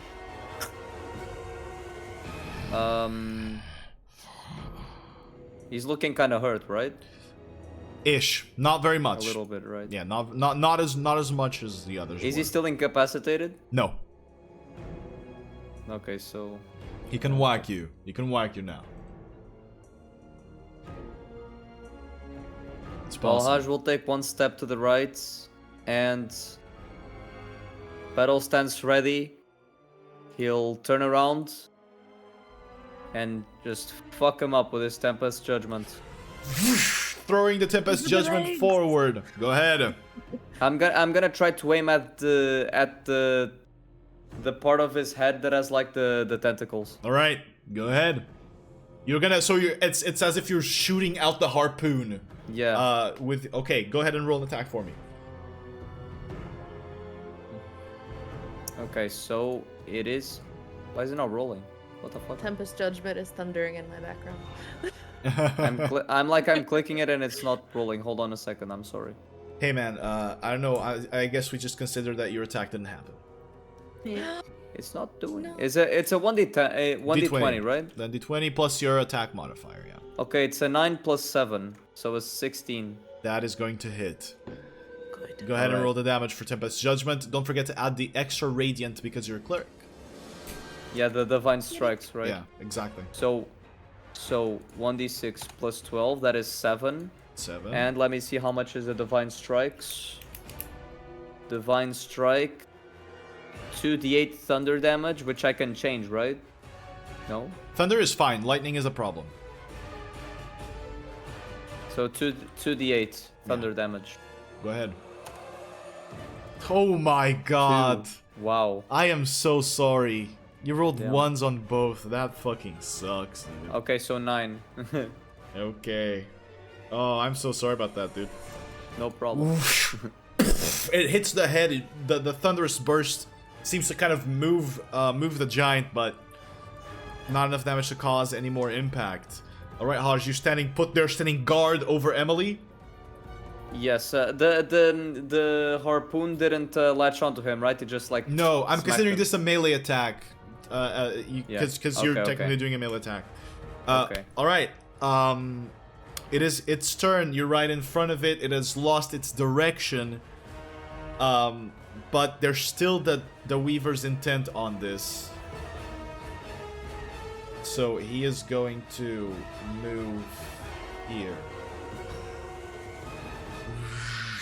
Trying to swing his axe at Emily. He's going to make one attack at Emily and one. These are going to be both his attacks.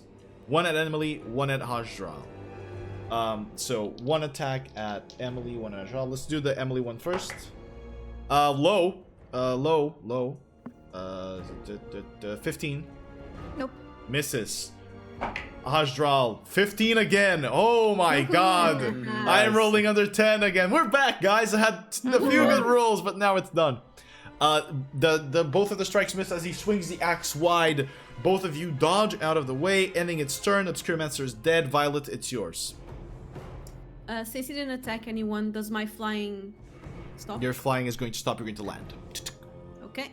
I'm just gonna move 5 feet and I'm going to attack it. Go to town. Not an advantage, right? I can't flank. No, you Since I was here, you can't- have 15 feet of movement, so you can flank if you'd like. Oh, yay! The flank I'm with Haj. flanking. Advantage. Go right ahead. I rolled another natural 20. I don't know. I don't know what's happening. I rolled 3 natural 20s today. So funny. Like, do you guys just see how the universe rewards me? I'm very happy because I'm rolling really well. Everything shit, all of a sudden, albeit the hits on Vesper were pretty fucking strong. So I'm happy about that. They hurt. At least we can see this natural 20. She complains. She fucking complains that she doesn't get natural 20s 3 in a session. And she lost a dice. Well, it's true. I'm always rolling 1s and 2s and I'm always losing my d8. I don't know where I put them. This way. Okay. Go ahead. So I'm not going to spend anything else. So just the things. Okay. So 8 plus 8, 16. 16 bludgeoning 16 bludgeoning. and 3 radiant. So 6 radiant. Okay. One strike in the leg on this one. This guy was already missing one of his legs, so this is the second leg you're hitting. Okay. So next one is 23. Hits. Oh, sorry, I forgot the aura. So it's going to be another. I rolled an 8, so 16 radiant from the other one. Okay. So this one is going to be 10 bludgeoning 10 bludgeoning. plus 6 radiant. No, sorry, plus 11 radiant. 11 radiant. And the third attack, 31. 31 hits. 10 bludgeoning and 7 radiant.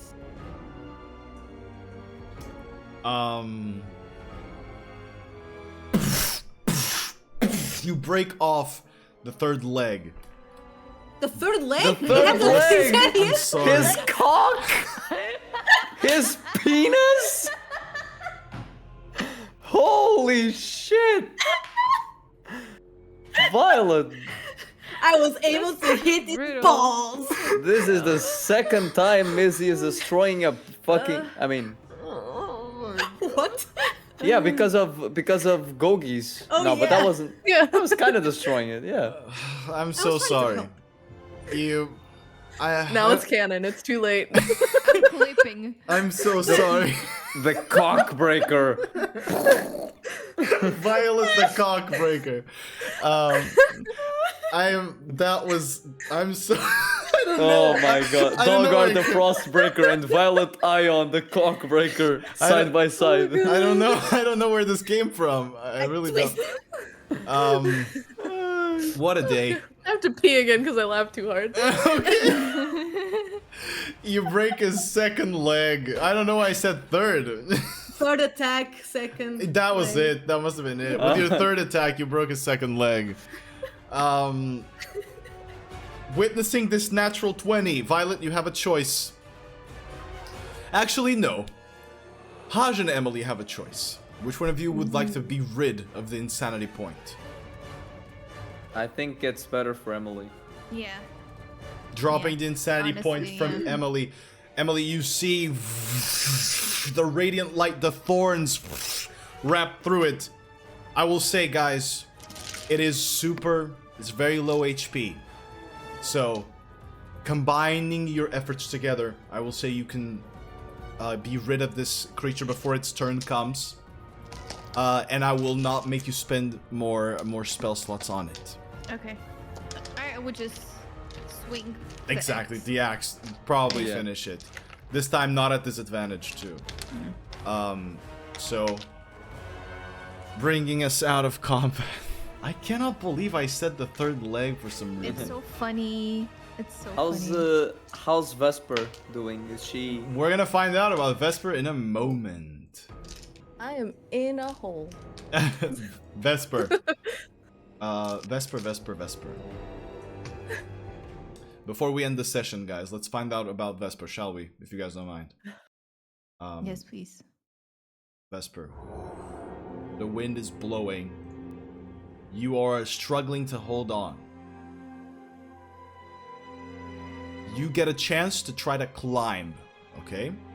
So I want to ask you, before I go to any of the others, I want to ask you, what are you going to try to do to climb up this surface? Your monk skills are going to help you, but you're doing this in the blizzard, so you can't just walk up. You can't just Right. do what you do. So how are you trying to move upward? Can I ice pick it with my staffs? You're gonna use both of them. Yeah, just Yeah. pull them That'd be both cool. out and like shove them in the rocks and use that as my. All right, let's do. I'll let you do an athletics check for me, please. Okay. Still inspired. Still inspired. It's not bad. 15, I think. 15. Would you And like it's to a- use your inspiration? Yes. It's a D12, right? D12. Yes. Okay. 10. That is 25 So total. 25. You take your other staff out and you shove it in the stone. You use your tail to wrap it around the other one as you lift yourself up and break your other staff out. You repeat this and you do it again once. You have gone through one of the stages to climb. You have not reached the surface or the lip of the cliff yet. For the remaining 3, what would you like to do? I wanna. I'm at the cliff. I think we're all. Yeah, trying there. to search for her. Yeah. I'm currently with the axe. Yeah. I'm gonna try to use it beyond the cliff, a little bit away from the limit, so that I don't bunker accidentally, and see if it's. I have an idea for that. Let's have you both roll a d20. If your rolls are within 5 of each other, your axe finds her. Oh. Finds her and it's fine? It's fine, yeah. Ah, okay. I was like, finds her. Finds her and A roll Bye-bye. 20? Yeah, you just roll a d20 and Vesper rolls a d20. If your rolls are within 5, you find Fuck it. Wait. I need my dice. Oh, you're both gonna roll with that? Oh my god, oh my god, oh my god. Yes. My mechanics. Please. Find it. Please. Okay. Okay, let's go. You gotta be in sync, gotta be in sync. Okay. An 8 for me. Are you? I have an 8. Oh my god, what the fuck? wow, What is this is a happening? legendary stream. Oh my god, the third leg and now this. This session is legendary. What You. the heck? This is destiny. That is crazy. Vesper. You're using your method to climb. You've been successful the first time. You now hear a voice. You hear just the faint voice of Violet shouting for you, this scream of desperation. And then an axe is lowered in front of you. And it's just floating there. I saw Emily use the axe You before did. I got knocked. Yeah. So I know it's her. I'm gonna take it. All right. I'm gonna grab on. Emily, with your telekinesis, you sense the weight being placed on the axe. And then I bring it back. Bring it back slowly. up. Silver Surfer on it. Yeah, Vesper, without tilting it. you are brought up to snow. You are on the Greataxe. You are on the beyond the lip of the cliff, but there's just snow. You don't see your friends yet. Go ahead and I'll have Violet roll perception check for me, and I'll have Vesper roll perception check for me. I'm gonna roll here because I already. Ooh, 19. Perception. Yeah. 17 plus 8, which is a number. You heard Violet's voice in the south. Emily, you feel your Greataxe had moved further forward. It is north. Vesper was moved by the wind a little bit farther forward. But soon enough, as you walk towards the direction of your spell, as Violet hears, or Vesper hears the scream, you all meet back together. Thus, concluding today's session. I jump off the axe and I hug all of them. Yes. Bear hug. My thoughts exactly. Great I'm job, so guys. glad you're okay, Vespa. That was really well. Like, Holy That was- shit. that was Yeah. That did too well. That was Yeah. fate. That was because Yeah. we're heroes. That was because you're heroes. That is true. Holy shit. I don't know, dude. I'm once again assailed by the terrible rolls at the wrong moments. But I must say, today was an improvement for me. Those hits with the axe, that was pretty cool. I liked Those hitting you. hurt.